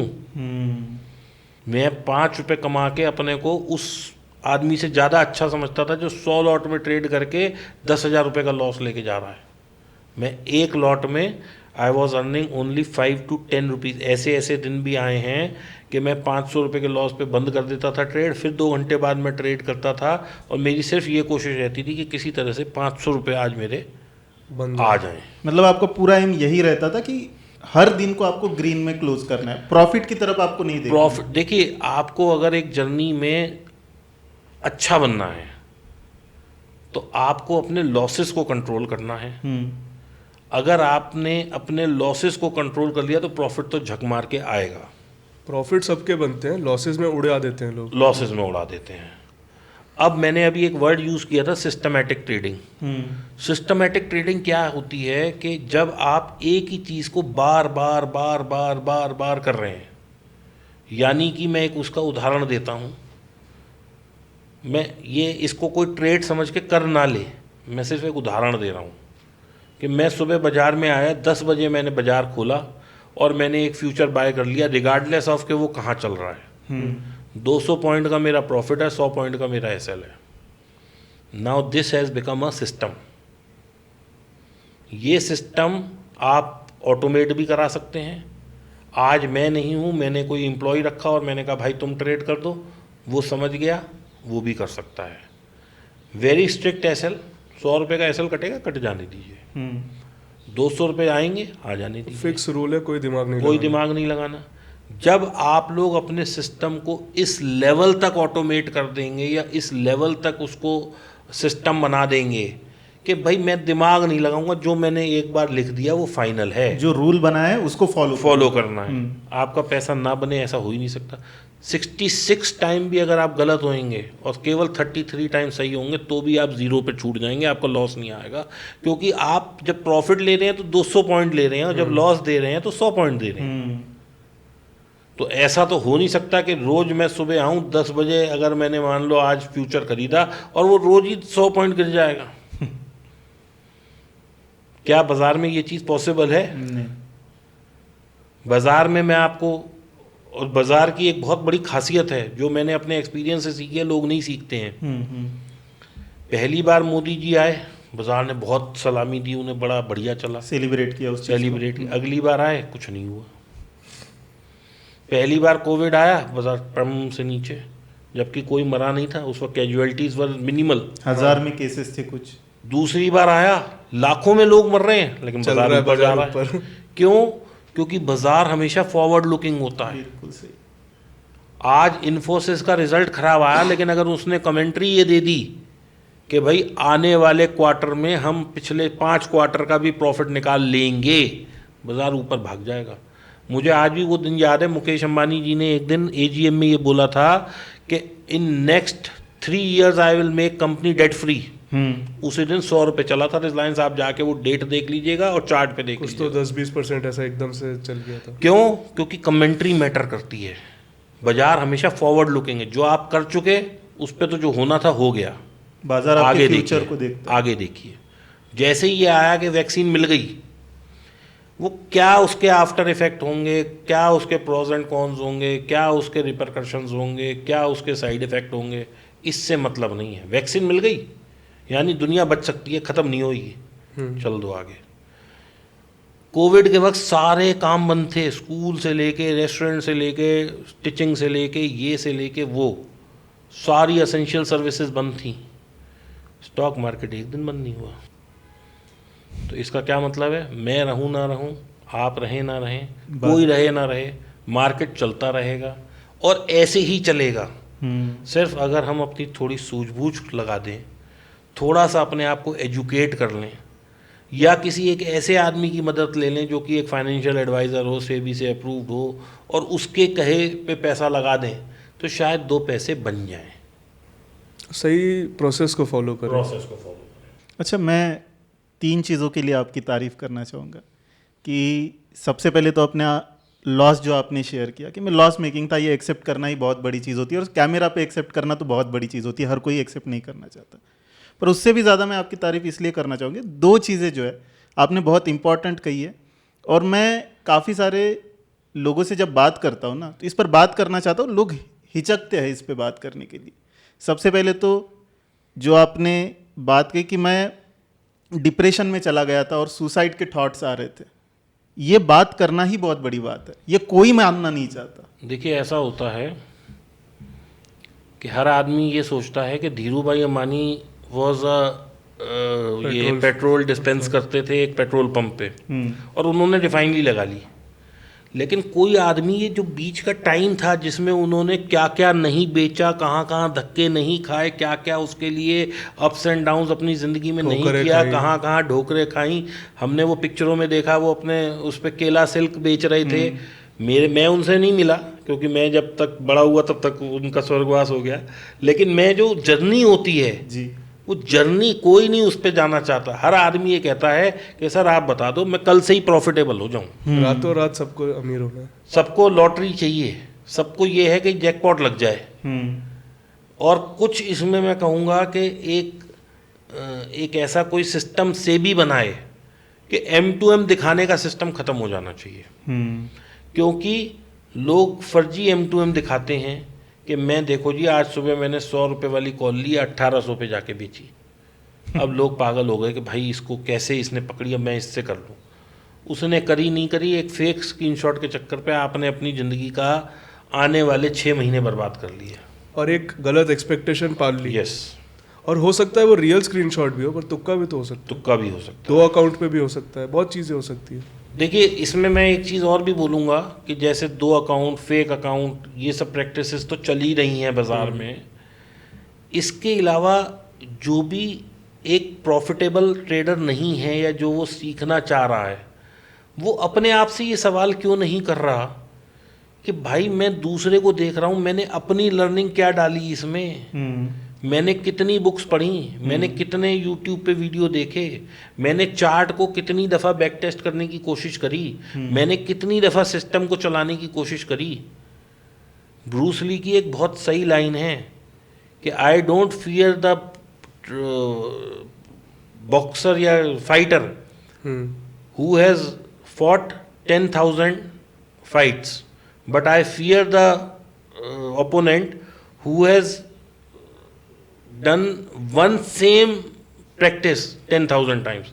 जिसने 10,000 बार सेम टांग मारी है, मैं उससे डरता हूँ। मैं 10,000 जो जीता है उससे नहीं डरता। तो क्या हमने अपने एफर्ट इतने डाले कि हम कम से कम अपने आप से तो ये कह सकें कि हाँ जी मैंने पुरजोर कोशिश करी, अगर मैं फिर भी कामयाब नहीं हुआ तो मैं किसी और को ब्लेम ना करके खुद को ब्लेम करूं। यहाँ पे सब लोग एक्सक्यूज़ ढूंढ रहे हैं। कुछ लोग CNBC, कुछ लोग जी, कहीं कुछ देखते हैं, वो लोग स्टॉक बताते हैं, वो उसमें लॉस हो जाता है तो वो अपना लॉस उस पर मार देते हैं कि हर भाई किसी को इसने दूसरे मेरा को लॉस blame करा करना। दिया, उसने मेरा लॉस करा दिया। मैं ऐसे लोगों से पूछता हूँ भाई उसने कहा जहर खा ले, तूने खाया? तो उसके कहने से 50,000 रुपये या 1 लाख तो लगा रहा है, पर उसके कहने से जहर खा रहा है क्या? नहीं खा रहा ना। वहाँ तू अपनी अकल लगा रहा है कि this is not good for me. तो कम से कम भाई चार्ट ही देख ले, और कुछ नहीं देख सकता तो। मैं ये नहीं कहता कि हर आदमी पहले दिन ही fundamental, P ratio, ROC, company performance, उसके फंडामेंटल, उसकी स्क्रीनर पूरा खोल के खंगाल सके, लेकिन कम से कम चार्ट ही देख ले कि वो डाउनवर्ड ट्रेंड में है या अपवर्ड ट्रेंड में है। वो हरी लाइन और लाल लाइन तो देख ही सकता है। वो इतना तो देख ही सकता है। यही देख ले कि पिछले 5 साल 10 साल में स्टॉक ऊपर गया है, ऊपर गया है, नीचे गया है। जो स्टॉक 10 साल से नीचे आ रहा है, अगर आज ऐसा क्या कर देगा कि एकदम से ऊपर जाने लगे। दूसरा, भेड़ चाल में लोग मर रहे हैं कि ये उसने किया मैं भी कर लूं, और इसमें इतने लोग बर्बाद हो रहे हैं कि एक आदमी केवल एक ट्रेड लेता है प्रॉफिट का बाइंग में, लेकिन उसको देख के 50,000 लोग लॉस के ट्रेड ले लेते हैं। तो इसलिए इस मार्केट में सिर्फ वही आदमी जीत सकता है जिसने अपनी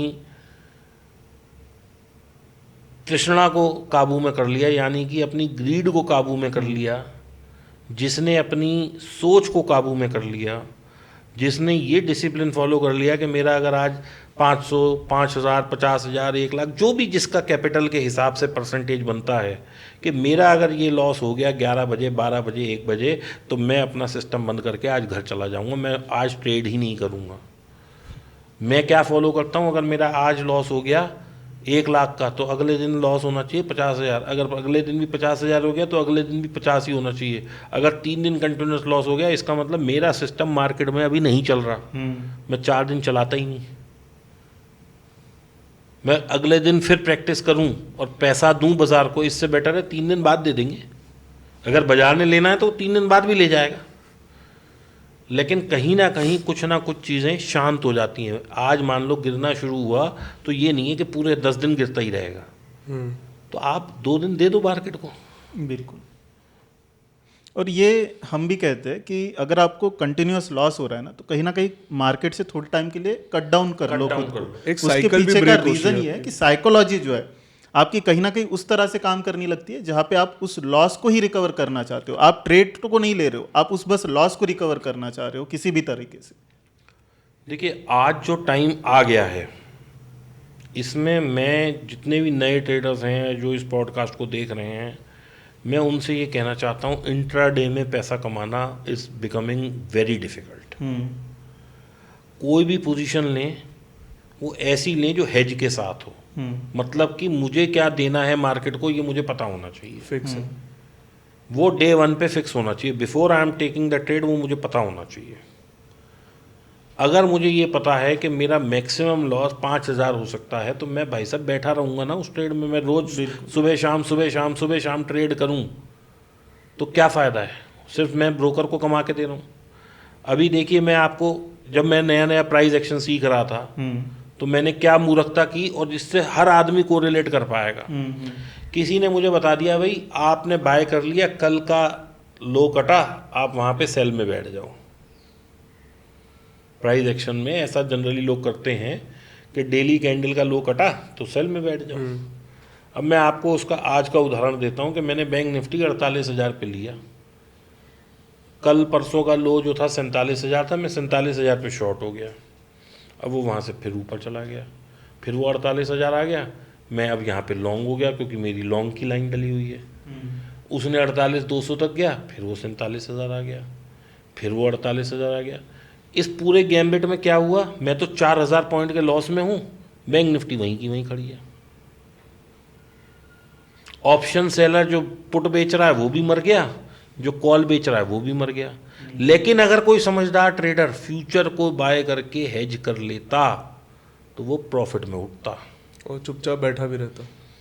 ब्रोकरेज भी केवल एक लगती 10 दिन की, और बाजार ऐसा भी नहीं है कि ज़ीरो ही होना है कल।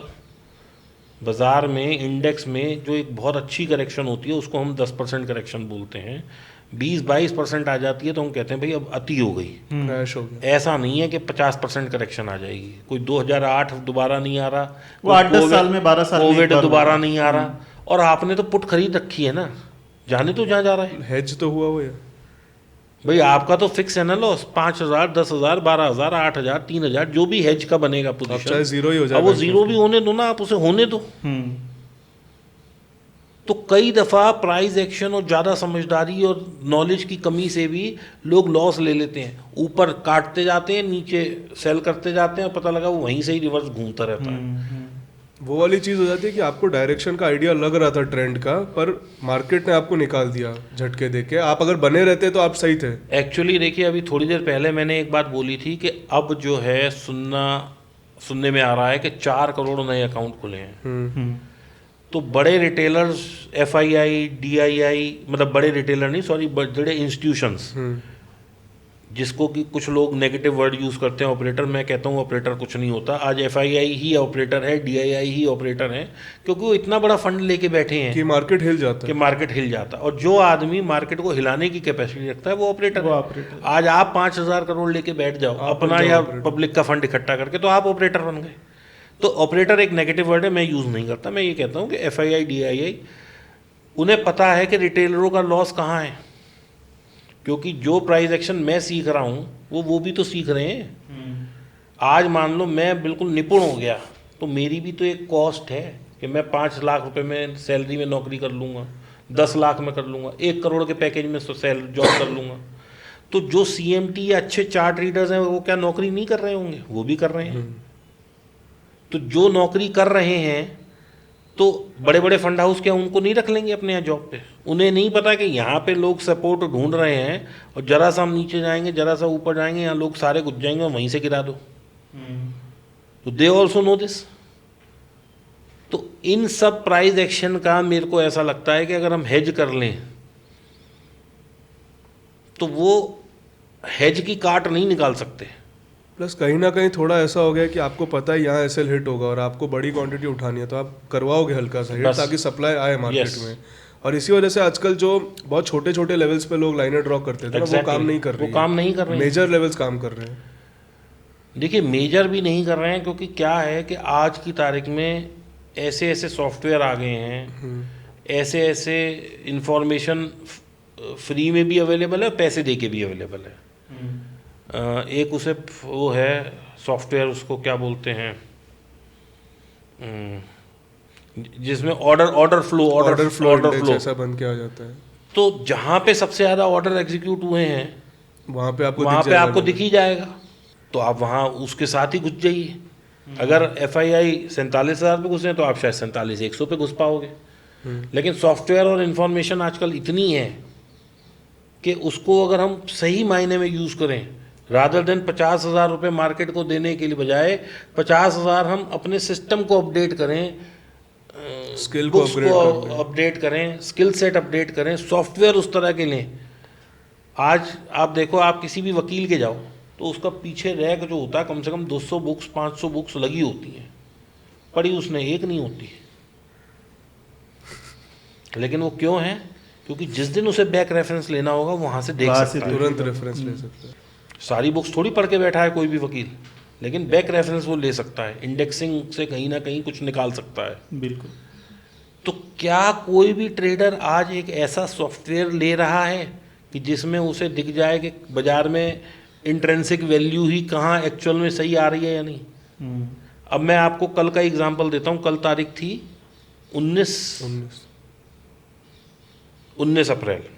ये जब भी आपका पॉडकास्ट रिलीज होगा 19 अप्रैल को लोग जाके देखें। 46,900 की पुट जब बाजार 47,400 पहुंच गया तो भी 350 रुपये की बिक रही है। तो क्या वैल्यू नहीं है वहाँ पे? जब हमारी एट दी मनी की पुट 300 की बिक रही होती है और 600 पॉइंट नीचे की पुट 300 की बिक रही है, तो उसे कोई क्यों नहीं बेच रहा? तुरंत बेचना चाहिए। क्यों नहीं बेच रहा? क्योंकि उन्हें अकल ही नहीं है कि कहाँ पे वैल्यू है। या सही जगह देख नहीं रहे। सही जगह देख नहीं रहे, सही जगह देख के पहचान नहीं रहे। भाई मेरे को ये पता है, मेरा बुधवार के दिन स्ट्रेडल 700 रुपये के आसपास बिकता है और 600 पॉइंट नीचे की अगर मेरी पुट 350 की बिक रही है, यानी कि एट दी मनी वाला रेट मुझे वहाँ मिल रहा है। वो क्यों मिल रहा है? क्योंकि विक्स बढ़ी हुई है। क्योंकि बाजार में ये वॉर की वजह से थोड़ा सा पैनिक आया और विक्स करीब 10-12%, लेकिन विक्स थोड़ी बढ़ी। लेकिन आपको देखो 600 पॉइंट नीचे की भी अगर पुट आपकी 350 बिक रही है तो भाई क्यों नहीं है वहाँ वैल्यू? क्यों नहीं मैं उसे बेचूं और 300 पॉइंट नीचे की हेज बाय कर लूं? तो मेरा लॉस भी फिक्स हो गया, लेकिन ये 300 जीरो भी हो सकती है। बिल्कुल। तो आप अगर प्रोबेबिलिटीज़ को प्ले ही नहीं करेंगे, आप अपना दिमाग ही नहीं लगाएंगे, आप यही नहीं समझ पाएंगे कि बाज़ार मुझे कहाँ पे ज़्यादा पॉइंट दे रहा है, तब तक आप कैसे ट्रेड कर पाएंगे? राइट। तो सर अपन ने काफ़ी सारी बातें यहाँ पे की और आपने काफ़ी बढ़िया तरीके से बताया। आई गेस जितने भी रिटेल ट्रेडर्स हमें देख रहे होंगे, जितने भी नए ट्रेडर्स हमें देख रहे होंगे, उनकी यही जर्नी रही होगी कि वो मार्केट में आते हैं, लॉस खाते जाते हैं। उसके पीछे का रीज़न भी वो होता है कि वो सीख ही नहीं पाते कि उनकी गलती कहाँ पे हो रही है, वही नहीं वो पता कर पाते। उसकी वजह से वो कंटिन्यूस लॉस में होते हैं। बट उसमें से ही कुछ लोग निकलते हैं जो उस लॉस को कवर करके फिर जो एक टर्न अराउंड स्टोरी आती है और काफ़ी अच्छे प्रॉफिट वो बना पाते हैं मार्केट में। आपकी भी कुछ उसी तरह की स्टोरी है। कहाँ से वो टर्न आया, कहाँ से वो प्रॉफिट्स बनना शुरू हुए और कौन सी चीज़ें हैं जो आपने सही करना शुरू किया जिसकी वजह से प्रॉफिट बने आपके? देखिए, मैं यहाँ पे कहूँगा कि मैं थोड़ा सा लकी रहा। वो लकी मैं क्यों रहा मैं वो भी अभी बताता हूँ आपको। लेकिन मैंने सबसे पहले तो अपने लॉसेस को बहुत छोटा कर दिया। मैं सिस्टमैटिक ट्रेडर बन गया। मैं बहुत डिसिप्लिन से ट्रेड करता था। अगर मुझे नहीं समझ आता था तो मैं ट्रेड नहीं करता था। उसके बाद मैं इसे अच्छाई बोलूँ या बुराई बोलूँ, मेरे लिए थोड़ा अच्छा बन के आया जब कोविड आया। तो कोविड में क्या हुआ, क्योंकि विक्स बहुत ज़्यादा बढ़ गई थी, तो जो कॉल और पुट के प्रीमियम थे वो हज़ार रुपये हो गए एट दी मनी के। यानी कि एट दी मनी का स्ट्रेडल 2200 रुपये का बिक रहा है। तो 2200 रुपये में यदि आप केवल उसकी पुट ही बेचते रहे हर हफ्ते, तो भी आप पैसे कमा लेते। तो मेरे साथ तो एक अपॉर्चुनिटी वो जुड़ गई कि मैंने उस कोड को क्रैक कर लिया। जैसे मैंने अभी बताया कि वैल्यू कहाँ है वो अगर आपने समझ ली। लोग मेरे से कहते हैं कि पुट खरीदना एक अनलिमिटेड लॉस है, बाजार तो कितना ही गिर सकता है। मैं कहता हूँ मूर्खता का सवाल है ये। पुट में तो लॉस फिक्स है, 0 तक ही तो जा सकता है। भाई आज मैं 48,000 पे बैंक निफ्टी खरीद लूँ तो 48,000 पॉइंट का ही मुझे लॉस हो सकता है, इससे ज़्यादा लॉस नहीं हो सकता। लेकिन अगर मैं शॉर्ट बैठ जाऊँ तो ये 2 लाख भी जा सकती है और मैं बैठा ही रहूँगा और हो सकता है मुझे निकलने का मौका ना दे बाजार। तो पहले तो हमें ये समझना पड़ेगा कि जो बुक में लिखा है, जो हमें सिखाया बताया जा रहा है और जो वास्तविकता है वो कहाँ सही है। अगर बुक में लिखा है कि ये सपोर्ट है, रेजिस्टेंस है और मैं बार बार वहाँ ट्रेड कर रहा हूँ और मेरा ट्रेड लॉस में जा रहा है, तो मैं क्यों नहीं अपनी मानसिकता को चेंज करके उसका उल्टा कर रहा हूँ।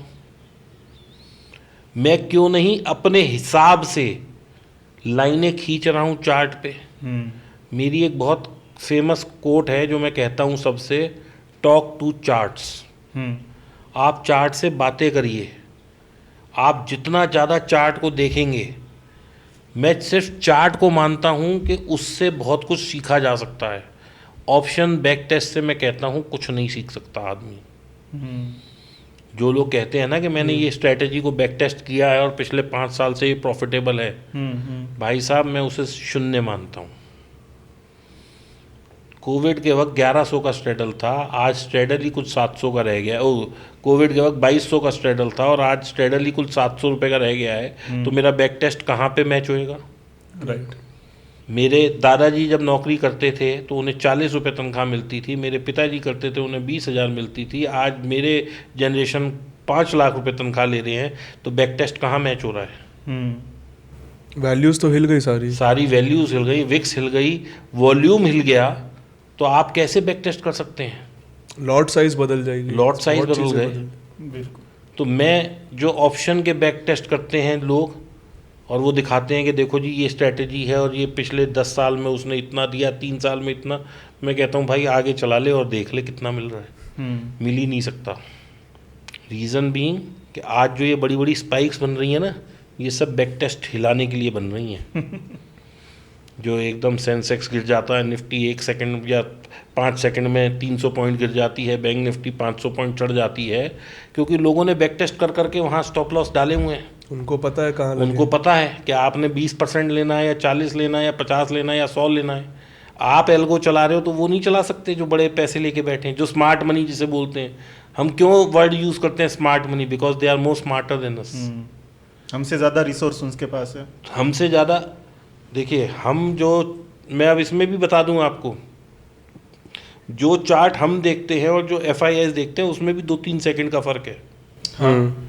जो डेटा है वो लोग हैं वो 40-40, 50-50 लाख रुपए दे के NSE से डायरेक्ट लाइनें लेके बैठे हैं, और हम पहले NSE से डेटा जाता है हमारे ब्रोकर, मान लीजिए मैं ज़ीरोधा का मेरा ब्रोकर है, तो वो पहले उसके हेड ऑफिस गया, फिर मैं अपनी लीज लाइन या जो भी लैंडलाइन या जो भी मेरा फ़ोन है या जिस भी माध्यम से मैं उससे जुड़ा, फिर मैंने अपना उसे यूज़ किया।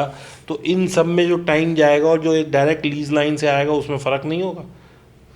4 सेकंड 3 सेकंड का भी फ़र्क होता है। तो उतने में ही खेल हो जाता है एल्गो का। और यहाँ तक कि कहा जाता है कि NSE के जो ऑफिस है वहाँ से जितना नज़दीक आप लोगे उतना आपको तुरंत डेटा इसको बोलते हैं को लोकेशन। अभी आपने सुना होगा पीछे एक केस भी चल रहा था को लोकेशन का, जिसे बोल रहे थे स्कैम भी हुआ था कुछ। उसमें क्या था कि NSE की बिल्डिंग के बिल्कुल बाजू वाली बिल्डिंग में लोगों ने अपना सर्वर लगा लिया। अब जो प्राइस मुझे दिख रहा है और जो प्राइस दिल्ली वाले को दिख रहा है उसमें ही शायद 1-2 सेकंड का फर्क है, आधे सेकंड का भी और फर्क। जो लोग एल्गो से ट्रेड करते हैं तो वो उस एज को खा सकते हैं। आपको दिख रहा है प्राइस 30 रुपये, जबकि प्राइस वहाँ 30 है ही नहीं, वो ऑलरेडी 29 आ चुका है। तो आप 29 में ही धक्का दोगे। तो हर बार आप 1 रुपये का लॉस ले रहे हो, आपको लग रहा है केवल 1 रुपये का लॉस है, अगर यही 1 लाख है तो भाई साहब वो 15 लाख हो गया, क्योंकि 15 का लॉट साइज है। मैंने अभी बोला था कि ऑटोमेशन पे जाइए। ऑटोमेशन में ये नहीं है कि आपको करोड़ों रुपए खर्च करने हैं, आपको ये पता होना चाहिए कि स्ट्रेडल का प्राइस किस तरह मूव कर रहा है, आज डिके आ भी रहा है या नहीं आ रहा, स्ट्रैंगल कितने का है तो वो कितना रोज बंद हो रहा है, उसमें कितना डिके है, विक्स कहाँ चल रही है, बाजार ऊपर की धारा है या नीचे है। ये छोटी छोटी चीज़ें आपको आपकी स्क्रीन पे लगी होनी चाहिए, और इन सब के लिए कोई पैसा नहीं खर्च करना। चार्ट आपको देखना है फ्री में, आप ट्रेडिंग व्यू में देखिए, जीरोधा में देखिए, जो भी ब्रोकर हैं सबके पास अच्छे चार्ट्स हैं। OI आपको देखना है तो सेंसिबल में फ्री दिखता है, जितने भी लोग हैं आप सेंसिबल में फ्री देख सकते हैं, NSE की साइट पे फ्री देख सकते हैं, ऑप्स्ट्रा में फ्री देख सकते हैं, आप देखिए वहाँ। ओपन आई में कितना शिफ्ट होता है, एक साइट है ट्रेडिंग टिक, उसमें देख सकते हैं आप। सेंसिबल में भी दिखाई देता है, वो बार हरी मतलब वो जो हाईलाइट होती रहती है, तो उससे भी देख सकते हैं। अब कोई उन नॉलेज को यूज़ ही ना करना चाहे तो भाई कैसे पैसा बनेगा। आप गाड़ी चला रहे हो और आप सोचो कि मैं तो केवल स्टीयरिंग संभालूंगा, गियर नहीं डालूंगा, तो ये तो नहीं हो सकता ना। You have to press accelerator also, you have to coordinate between gear also, clutch भी दबाना है, स्टीयरिंग भी संभालना है, आगे वाले को भी देखना है, खुद को भी बचाना है। तो यही ट्रेडिंग है कि मुझे सब चीज़ को एनालाइज करना है। जिस दिन मेरी नॉलेज इस लेवल पे पहुंच जाए कि मैं वैल्यू देख सकूं कि कहाँ पे ये चीज़ सस्ती है और कहाँ ये चीज़ महंगी है, वहीं पे ही पैसा है। और दूसरा, जो नए लोग हैं मैं उनसे हाथ जोड़ के निवेदन करना चाहता हूँ, भाई बैंक निफ्टी से दूर हो जाओ, कोई समझ ना आए, निफ्टी के ETF ले लो, 15% साल का उसमें भी कमाओगे।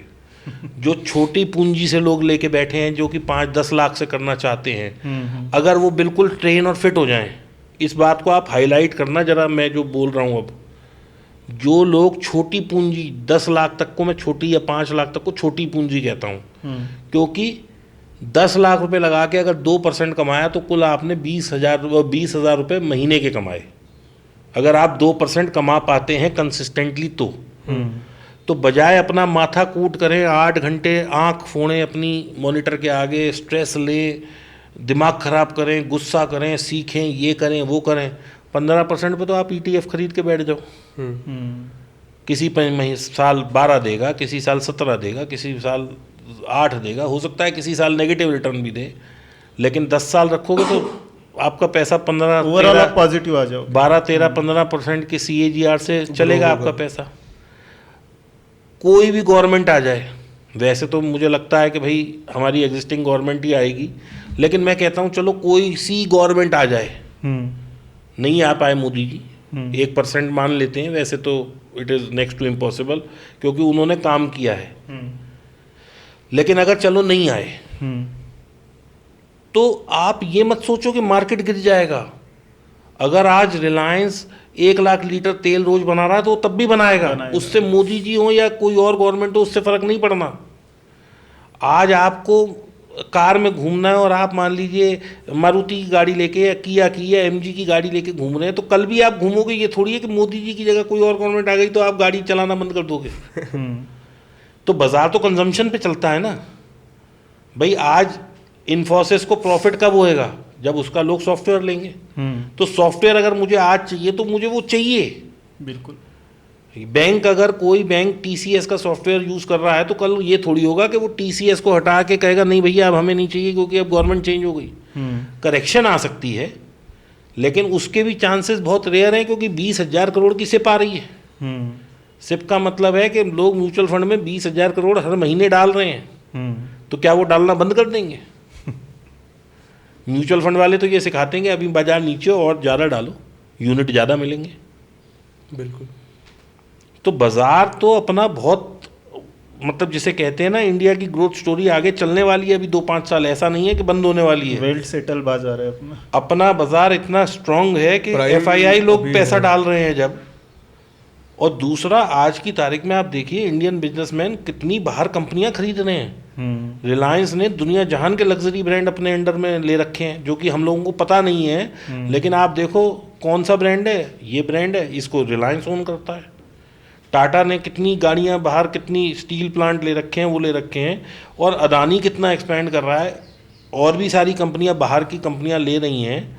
तो भाई इंडिया चारों तरफ से एक्सपेंड हो रहा है। तो ऐसा कुछ नहीं है कि कौन सी गवर्नमेंट आएगी और कौन सी नहीं। हाँ, आप पैसा लगाइए और उसके साथ टाइम लगाइए। टाइम जब आप देंगे, इंट्राडे में पैसा कमाना बहुत मुश्किल है, ऑप्शन बाइंग से पैसा कमाना और ज़्यादा मुश्किल है। तो अगर आप कोई स्टॉक पकड़ते हैं, सारे भाग रहे हैं, कोई धीरे भाग रहा है, कोई तेज भाग रहा है, 10, 12, 15% की रिटर्न आपको आराम से आ सकती है। कुछ ना समझ आए, ETF में लगा दीजिए, ETF तो चल ही रहा है। बिल्कुल। अच्छा सर, आपकी जर्नी में आप पहले बायर थे? बायर मैं कुछ टाइम था, लेकिन मेरे को समझ आ गई कि बाइंग से पैसा नहीं बन सकता, मैं इमीडिएट सेलर बन गया। सेलर बन गए। क्या चीज़ें थी उनमें कि आपको बायर से सेलर बनना पड़ा? देखिए, एक तो बाइंग के लिए आपको बहुत सटीक नॉलेज चाहिए चार्ट की और मोमेंटम की। अच्छा। कि मैंने अभी खरीदा प्रीमियम और ये यहीं से भागेगा। टाइम नहीं है ज़्यादा आपके पास। अब मेरे पास टाइम नहीं है, क्योंकि अगर मैंने वहाँ पे 1 घंटा वेट कर लिया तो 20-30 पॉइंट तो मेरे को डिके मार देगा। बिल्कुल। तो इसलिए मेरे को बहुत सटीक नॉलेज चाहिए। तो वो चार्ट की इतनी मेरे को नॉलेज नहीं थी, और आज भी नहीं है। मैं हालांकि अगर 1 लाख लोग बैठे हैं तो 90,999 से बेटर चार्ट देख सकता हूँ, लेकिन मैं अभी भी अपने आप को मानता हूँ कि मुझे उतनी अच्छी नॉलेज नहीं है कि मैं एक कैंडल के पैटर्न से बता दूं कि यहीं से मोमेंटम आएगा। तो इसलिए मैंने बाइंग छोड़ दी। दूसरा, अगर बड़ी कैपिटल लगानी है, मान लो मुझे आज 1 करोड़ से ट्रेड करना है, तो मैं सेलिंग में तो 5 करोड़ भी डाल सकता हूँ। बाइंग में मैं नहीं डाल सकता 50 लाख या 5 लाख भी। क्यों? क्योंकि अभी मैंने 200 की खरीदी और वो 100 रह गई, तो मेरी तो 50% कैपिटल उड़ गई। राइट। तो इसलिए सेलिंग पे आना पड़ेगा बड़ी कैपिटल के साथ। कंसिस्टेंटली पैसा भी आप सेलिंग से ही बना सकते हैं। भाई अगर मैं 1%, 1.5%, 2% कमाता हूँ तो मैं सेलिंग में ही कमा सकता हूँ। आज मैंने मान लीजिए बाइंग कर ली और अगले महीने ही मेरा 50% कैपिटल उड़ गई, तो मैं कितने महीनों में जाके पूरी करूँगा? कहीं ना कहीं आप जब आए थे तो आपका इरादा भी वो था कि मंथली इनकम बने, फुल टाइम ट्रेडर, तो वो ऑप्शन सेलिंग पे ज़्यादा क्या उससे कोई प्रेशर होता है जब मंथली इनकम आपकी मार्केट के ऊपर जब डिपेंड हो जाती है? देखिए, अब इसमें भी मैं बार बार एक वर्ड यूज़ करता हूँ, hedge hedge hedge hedge hedge. अब मान लो मेरे को 1 करोड़ रुपया लगाना है, मैं एक एग्जांपल, या 10 लाख रुपए लगाना है, तो मैं क्या करूँगा? 5 लॉट बैंक निफ्टी के बाय करूँगा, और साथ के साथ मैं उसकी ऑप्शन बेच दूंगा। अब अगर बाजार ऊपर गया तो मेरे को फ्यूचर कमा के देगा, ऑप्शन में लॉस आएगा, लेकिन मैं फिर भी उतने पॉइंट के फायदे में रहूँगा जितने की मैंने वो बेची है। अगर मैं नीचे गया तो मैं तो फ्यूचर तो वैसे भी लेने ही वाला था, फ्यूचर तो मैं लेने ही वाला था। तो अगर मेरा वहाँ नुकसान 2000 पॉइंट का हो रहा है तो 500 पॉइंट मेरे को सेलिंग से आ गए। वो और नीचे गया, मैंने और नीचे की सेल कर दी, वो और नीचे गया, मैं और नीचे, तो मैं कहीं ना कहीं बचा रहूँगा।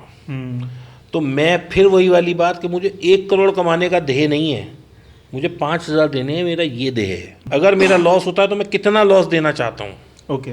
मुझे तो अपना लॉस फिक्स करना है। मुझे क्या पता मार्केट आज 1000 पॉइंट चलेगी या 200 पॉइंट चलेगी। अगर मुझे यही पता हो तो आपको मैं तो आपकी जेब से कितने मार्केट को देने वो पता वो मुझे पता है। हाँ। हेज कर लिया, 5000 जाएंगे, प्रॉफिट आएगा तो प्रॉफिट, पर 5000 से ज़्यादा दूंगा नहीं। तो मैं पुट खरीदूंगा, मैं फ्यूचर खरीदूंगा, मैं कॉल बेचूंगा, तो मेरा बड़ा टाइट कंपार्टमेंट हो गया। अब मैं इसको 3 दिन ये पोजीशन छोड़नी हुई है तो छोड़ दूंगा, क्योंकि मुझे ये पता है कि प्रॉफिट कितना है और लॉस कितना है। आपने मार्केट नहीं भी देखा तो आपको पता है कि बुरे से बुरे हाल में भी इतना लॉस हो सकता है, और वो लॉस हमेशा इतना होता है कि मैं अगर उस पर 1 हफ्ता 2 हफ्ता काम करूंगा तो मैं उसे कवर कर सकता हूँ। कंट्रोल के अंदर होता है। अब मैं लोगों को बताता हूँ, आप 1 लाख से ट्रेड कर रहे हैं और आपके 50,000 रह गए, आप भूल जाओ भाई साहब, अपने दिमाग से निकाल दो कि मुझे दोबारा 1 लाख बनानी है। यानी कि you are working on 100% profit. तो नए ट्रेडरों को जो करना है भाई, जो पीछे गलती हो गई उसके लिए भगवान से माफ़ी मांग लो, अपने दिमाग को डाइवर्टेड रखो। डाइवर्टेड से मतलब हर वक्त ये मत सोचो कि भाई मेरा कितना लॉस है, कितना लॉस है, क्योंकि वो अगर प्रेशर मेरे पे बना रहेगा तो मैं 100-500 में खुश ही नहीं हो पाऊंगा। तो मैं क्यों ना, बेटर एक तरीका है कि मैं उसको भूल जाऊं जो मैं लॉस कर चुका हूं। It is very difficult to say, लेकिन करना पड़ता है, मैंने भी किया है। पत्थर रखना पड़ता है तो। जैसे मैंने बताया कि मैं कुल 500 रुपये लेके घर आ जाता था, क्योंकि मुझे ये पता था कि अगर मैं 500 रुपये में कंसिस्टेंट हो गया तो मैं इमीडिएटली 2 लॉट कर दूंगा, 2 के 5 कर दूंगा, 5 के 10 कर दूंगा, 10 के 50 कर दूंगा और 50 के 1000 कर दूंगा। राइट। ठीक है ना। लेकिन पहले मैं एक में तो कंसिस्टेंसी लाऊं, एक में तो अपने मानसिकता को कंट्रोल करूं, एक में तो अपनी साइकी को कंट्रोल करूं। तो जब आप इन चीज़ों पे वर्क करेंगे, और मैं आपको बता दूं, trading is only 20% fundamental and technical, 80% is mind game. वो तो बिल्कुल। बाज़ार आपके दिमाग से खेलता है, और अगर आपने अपना मैक्सिमम लॉस फिक्स कर लिया कि इस ट्रेड में मुझे 5000 से ज़्यादा लॉस नहीं हो सकते, खेलने दो, कितना खेलेगा, जो करना है कर ले। सर अभी जैसे हम लोग बात कर रहे थे तो आपने काफ़ी ज़्यादा जोर इस बात पे दिया कि डिस्क्रिशनरी से ज़्यादा सिस्टमैटिक ट्रेडिंग स्टाइल ज़्यादा बेटर होती है, ज़्यादा स्ट्रेस फ्री भी रहती है और प्रॉफिटेबिलिटी की तरफ ज़्यादा लेके जाती है। उसी में थोड़ी देर पहले पॉडकास्ट से पहले आप शेयर भी कर रहे थे कि रिसेंटली आपने काफ़ी हद तक अपने सिस्टम को एल्गो पे शिफ्ट कर दिया है, ऑटोमेट कर दिया है, जिसमें आपको बैठ के ट्रेड नहीं करना पड़ता, अपने आप ट्रेड सिस्टम करता है। तो इस पे आप थोड़ा सा एजुकेट करना चाहेंगे कि एल्गो ट्रेडिंग की तरफ कैसे शिफ्ट हो सकते हैं, सिस्टम कैसे बनाया जाता है जो एल्गो ट्रेडिंग के ऊपर डाला जा सके, और उसको मैनेज कैसे किया जाता है। देखिए सिस्टमैटिक ट्रेडिंग क्या है। सिस्टमैटिक ट्रेडिंग वो है कि जो आपने एक कागज़ पे लिखा और वो रूल्स आप भी वही फॉलो कर रहे हैं, मैं भी ये कर रहा हूँ, ये भी ये कर रहे हैं, या किसी को भी हम वो कागज़ दे दें वो फॉलो हो जाए। जैसे कि मैंने एक छोटा सा सिस्टम बताया कि 10 बजे मैं आऊँगा, मैं बैंक निफ्टी फ्यूचर खरीदूंगा, 100 पॉइंट का एसएल है, 200 पॉइंट का प्रॉफिट है, ये एक सिस्टम बन गया। ठीक है। अब आप अपना सिस्टम स्टॉक्स में भी बना सकते हैं, ऑप्शन में भी बना सकते हैं, ऑप्शन फ्यूचर के कॉम्बिनेशन में भी बना सकते हैं, केवल ऑप्शन सेलिंग का भी बना सकते हैं, नॉन डायरेक्शनल भी बना सकते हैं, यानी कि मैं कॉल भी बेचूंगा, पुट भी बेचूंगा। तो इस तरह का कोई भी आप एक सिस्टमैटिक सिस्टम बना दीजिए जिसमें कि डिस्क्रिशन नहीं होना चाहिए। डिस्क्रिशन क्या होता है कि मैंने आपसे कहा कि एक ये कैंडल है, इसके नीचे मैं सेल करूंगा, इसके ऊपर बाय करूंगा, अब मुझे लग रहा है कि ये यहीं से पलट रही है और आपको दिख रहा है कि ये तो गिर रही है, जो सोच के डिसाइड करना है, तो उसको डिस्क्रिशनरी कह देते हैं। तो हमने एक सिस्टम बना दिया, उस सिस्टम को हमने एल्गो में फीड कर दिया वो पैरामीटर्स। अब वो एल्गो अपना जो है सुबह 9:15 बजे से लेके 3:30 बजे तक ट्रेड खुद लेगा, एसएल भी खुद लेगा, ट्रेड भी खुद लेगा, जो पैरामीटर्स हमने डाले हैं उस पर। और ये एल्गो आज की तारीख में कोई बहुत महंगा अफेयर नहीं है, आप 500 रुपये 1000 रुपये से भी एल्गो ले सकते हैं। बहुत सारी कंपनीज़ हैं जो एल्गो दे रही हैं, जैसे ट्रेडट्रॉन है और स्टॉक्सो है, और शायद और भी 2-4 नाम हैं, अगर आप ढूंढेंगे तो मिल जाएगा। एल्गो बुल्स भी है, एल्गो रूम्स भी है, तो आप ढूंढेंगे तो वो मिल जाएगा। काफ़ी सारी हैं और सबकी 200-300 रुपये पर स्ट्रेटेजी से शुरू होकर 2-2500 रुपये ख़त्म भी हो जाती है महीने के। और यदि आपको लगता है कि आपकी स्ट्रेटजी थोड़ी सी इससे हटके है तो आप किसी एक कोडर को बुलाएं, उसे 10-20 हज़ार रुपये दें, पाइथन में कोड करा लें, एक्सेल से एंट्री लें और अपना चलाएं, तो वो भी बाज़ार में सिस्टम अवेलेबल है। एपीआई कीज से वो कोड इंटीग्रेट हो जाता है और वो चलने लगता है। लेकिन सवाल फिर वही आ जाता है कि सिस्टम पहले होना चाहिए। मैं क्या करने वाला हूँ, क्या मेरा सिस्टम प्रॉफिट देगा, क्या मैंने सही दिशा में सिस्टम लगाया है।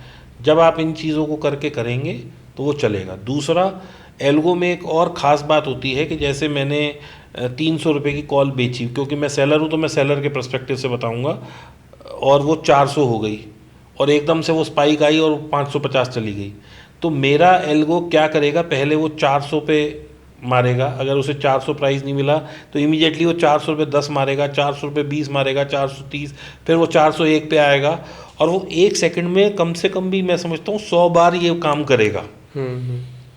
एल्गो में जो होता है रिपीटिंग मैसेज का एक सिस्टम होता है ज़्यादातर एल्गोज में, तो वो बार बार मारता रहेगा। तो जो आपका हो सकता है कि 500-300 वाली चीज़ या 200 वाली चीज़ आपकी, या 400 वाली चीज़ आपकी 550 पे कट रही है, मेरी हो सकता है 480 पे ही कट जाए। तो उसमें आप स्लिपेजेस में बहुत पैसा बचा लेंगे अगर आप एल्गो यूज़ करते हैं तो। हाँ, बट इसमें ब्रोकर चार्जेस नहीं बढ़ जाते? ब्रोकर, इसमें आपका जो ब्रोकर होता है बात उसी पे है। जैसे अब आप कोई कन्वेंशनल ब्रोकर लेते हैं जो कि पर लॉट चार्ज लेता है, तो उसमें तो आप एक बार में काटें या 25 बार में काटें, कोई फर्क नहीं है। अब आप जीरोधा टाइप जो ये हाइब्रिड ब्रोकर्स आ गए पर ऑर्डर वाले, पर ऑर्डर वाले, तो अब इसमें मान लीजिए आपका एसएल उसने बचाया 80 पॉइंट और 20 रुपये ब्रोकरेज ज़्यादा लग गई, तो मेरे ख्याल से वो when you will evaluate that, तो वो फ़र्क है। बेसिकली कितना फायदा कितना नुकसान ये डिसाइड और अपनी स्ट्रेटजी secondly, के हिसाब से। देखिए फिर वही वाली बात है कि अगर आप 1 करोड़ लगा के और कर रहे हैं तो आप पर ऑर्डर की बजाय पर लॉट पे जाएंगे तो शायद आपको बेनिफिट मिलेगा।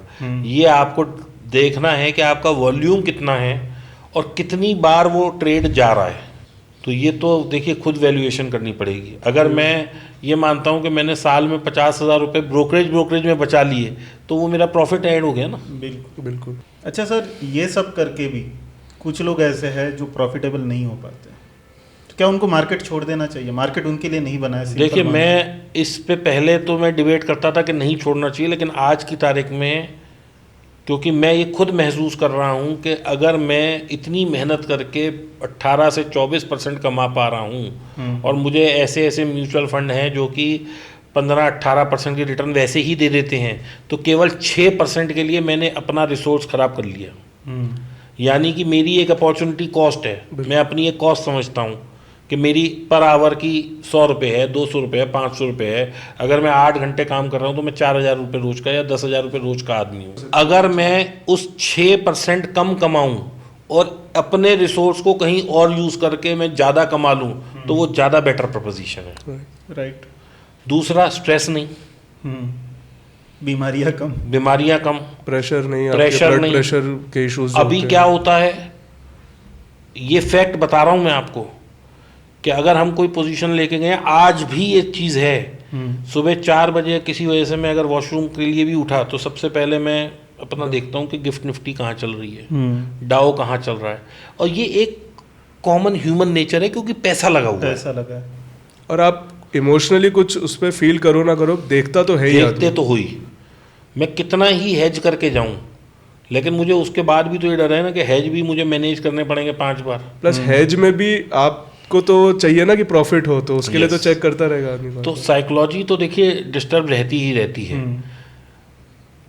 अगर किसी आदमी को 40 लाख रुपए लगाने हैं तो वो मेरे से अभी किसी ने सवाल किया था कि मैं प्रॉपर्टी में लगाऊं या इंडेक्स में लगाऊं या किसी में लगाऊं, तो मैं कहता हूं भैया तुम ETF में लगा दो, क्योंकि खुद ट्रेड करके पॉसिबिलिटी है कि लॉस हो जाए, उड़ा ही दोगे, उड़ सकता है। कितने ही एजुकेटेड हो, आज मैं जो काम कर रहा हूँ मैं कितना ही मैं सीख गया, लेकिन ये कोई भगवान ने लिख तो नहीं दिया ना कि मेरा लॉस नहीं हो सकता, मेरा भी लॉस हो सकता है। तो it is better to split your money और उसको करें तो बेटर रिटर्न निकल ली जा सकती है। ऑप्टिमाइज करिए मतलब अपने प्रॉफिट को और कैपिटल को, वो एक बेटर सॉल्यूशन है। अभी आपने जैसे बोला कि रात को भी नींद खुल गई तो चेक कर लिया डाउ जोन्स या गिफ्ट निफ्टी, तो बेसिकली जो चीज़ में आपको पता है कि आपका क्या रिस्क है क्या रिवॉर्ड है, सब पता होने के बाद भी आदमी चेक करता रहता है, साइकोलॉजी में उसके घूमता रहता है। तो वैसे ही सिमिलरली क्या आपके साथ एल्गो में नहीं होता कि आपको पता है आपका एल्गो चल रहा है पर आदमी पूरे टाइम ट्रैक करता रहे कि कितना प्रॉफिट कितना लॉस क्या चल रहा है? एल्गो में क्या होता है कि अब ना एल्गो भी बहुत एडवांस फॉर्म में आ गए हैं। उसमें मैं ये भी लगा सकता हूँ कि मेरा स्ट्रैटेजी में कितना लॉस हो, मेरे को पर लेग में कितना लॉस हो, मुझे पर ट्रेड में कितना लॉस हो, मुझे पूरे दिन में कितना लॉस हो। अगर मैं 1 करोड़ से ट्रेड कर रहा हूँ तो मैं ये भी उसमें लगा सकता हूँ कि जैसे ही 25,000 का लॉस हो जाए मेरा, सब काट दो, बंद करके बैठ जाओ। तो वहाँ से मैं माइंड फ्री है कि भाई 25 ही जा सकते हैं, 50 ही जा सकते हैं, लाख ही जा सकता है। तो if I am losing 1% of my capital I am very happy. क्यों? क्योंकि अगर मैं 5 दिन भी 1% लूज कर देता हूँ तो 5% लूज करी मैंने, 2.5-3% तो मैं निकाल भी लेता हूँ। तो मैं अपना लॉस 1 महीने के अंदर अंदर में या 2 महीने में पूरा कर सकता हूँ। लेकिन अगर मैं कहीं 10% का लॉस का गेम खेल रहा हूँ तो इसका मतलब मैं 6 महीने का अपना काम खराब कर रहा हूँ। पर जो एक फितरत होती है लोगों की, देखते रहने का, चल क्या रहा है, अभी कितना प्रॉफिट चल रहा है, अभी मैं खोल के देखूँ मेरे स्ट्रैटेजी में कितना प्रॉफिट चल रहा है, तो वो कैसे कंट्रोल किया जाए? डाइवर्जन ऑफ माइंड, दूसरी एक्टिविटीज़ में इन्वॉल्व कहीं ना कहीं होना पड़ेगा। और इसीलिए यही एक बहुत बड़ा रीज़न है जिस वजह से हमसे जितने भी लोग पूछते हैं ना कि क्या हम फुल टाइम ट्रेडर बन जाएं, तो सबसे पहला तो मेरा सवाल होता है कि आप किस टाइप की ट्रेडिंग करते हो। तो बहुत सारे लोग उसमें से निकलते हैं जो या तो लॉन्ग टर्म इन्वेस्टिंग कर रहे हैं, स्विंग ट्रेडिंग, पोजिशनल ट्रेडिंग, क्योंकि हम लोग भी पर्सनली वो ज़्यादा करते हैं। देखिए ऐसा है, लॉन्ग टर्म इन्वेस्टिंग को तो मैं कहता हूँ कि नदी बह रही है, उसमें जितना लोटा पानी निकाल के नहा सकते हो वो नहा लो। हाँ जैसा कि बीच में अभी एक इंस्टेंस पे मैंने कहा था कि एक शेयर 100 से 150 आने में तो 15 साल लगा दिए उसने। और 150 आईटीसी का एग्जांपल ले लीजिए, हाँ। 250 से 350 पे अटका रहा वो, और फिर 350 के बाद जब भागा तो देखिए 450 आ गया एक साल के भी पहले। कहने को 100 रुपये, लेकिन शेयर कितना परसेंटेज बढ़ गया देख और लीजिए। डिविडेंड उसने बीच में इतना दे दिया। दूसरा, कोविड जिस दिन चालू हुआ, दुनिया खत्म होने वाली थी, 2600 रुपये पे हिंदुस्तान यूनिलीवर था, वो 4 साल से वहीं खड़ा है, 3 साल से। तो अगर मैं उसमें ट्रेड कर रहा होता तो मैं लॉस में ही होता इस वक्त। पर वहीं लॉन्ग टर्म में जब बढ़ना होगा वो एक साल में एक 3 गुना साथ भी हो बढ़ जाएगा। वो। हाँ कोटक बैंक देख लीजिए, पड़ा ही 2000 से ऊपर नहीं जा रहा, 1700 से नीचे नहीं जा रहा। जिस दिन पिटाई होती है उस दिन 1690 1680 आया था, फिर कूद के फिर आ जाता है। तो अगर हम ये छोटे छोटे पैटर्न्स ही पकड़ पाएं कि भाई जिस दिन 1800 आएगा वो 1600 आएगा या 1700 आएगा, मैं तो उसी दिन लूंगा। हाँ तो जब एक चीज़ 5 दफ़ा 10 दफ़ा वहीं से एक पैटर्न हमें चार्ट पे दिखा रही है तो हम उस पर खेलें तो प्रोबेबिलिटी ऑफ ट्रेड बेटर हो जाता है। जो चीज़ 5 बार हुई है वो 6ठी बार होने का चांस ज़्यादा है। ज़्यादा है।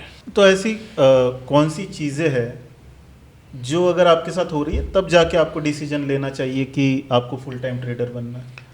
देखो जी, अभी आपकी जो सैलरी है, यदि आप उससे 1.5 निकाल पा रहे हैं, यानी कि 100 रुपये सैलरी है और 150 रुपये आप निकाल पा रहे हैं, तब तो आप सोचें कि कहीं आपको डिसीजन लेना है। लेकिन मैं फिर भी ये कहूँगा कि बजाय इसके कि 24% या 30% के पीछे भागें, इससे बेटर है कि सर्विस करते रहें और इस पैसे को कहीं वाइजली इन्वेस्ट कर दें। ट्रेडर बनना, आज हालांकि मैं खुद फुल टाइम ट्रेडर हूँ, लेकिन मैं किसी को एनकरेज नहीं करता, क्योंकि it is a mesmerising job. ये कब को दिमाग हिला दे, कब एक लॉस की फिगर में हमें ले आए, कब हम डिप्रेशन में आ जाएं। हर किसी को कोविड जैसा टाइम नहीं मिलता है जैसा मुझे मिला, हर किसी की फैमिली इतनी सपोर्टिव नहीं होती। तो बहुत सारे फैक्टर थे मेरे साथ जो कि एक पॉजिटिव होते चले गए। और हर किसी का उतना बैकअप नहीं होता Backup जितना नहीं आपके होता। पास था।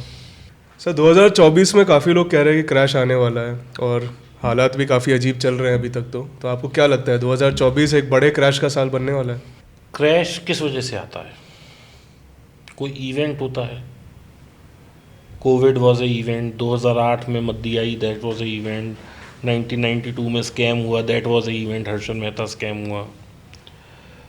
तो अगर कोई इवेंट हमें दिख रहा है कि ये इवेंट हो सकता है, तो मार्केट अपने हाई से कितना गिर जाएगा? 10%, 20%, 30%। मुझे इससे ज़्यादा गिरता हुआ नहीं दिख रहा। क्यों नहीं दिख रहा? इसके पीछे के कई सारे कारण हैं, मैं वो कारण बताता हूँ। 20,000 करोड़ की हर महीने सिप आ रही है,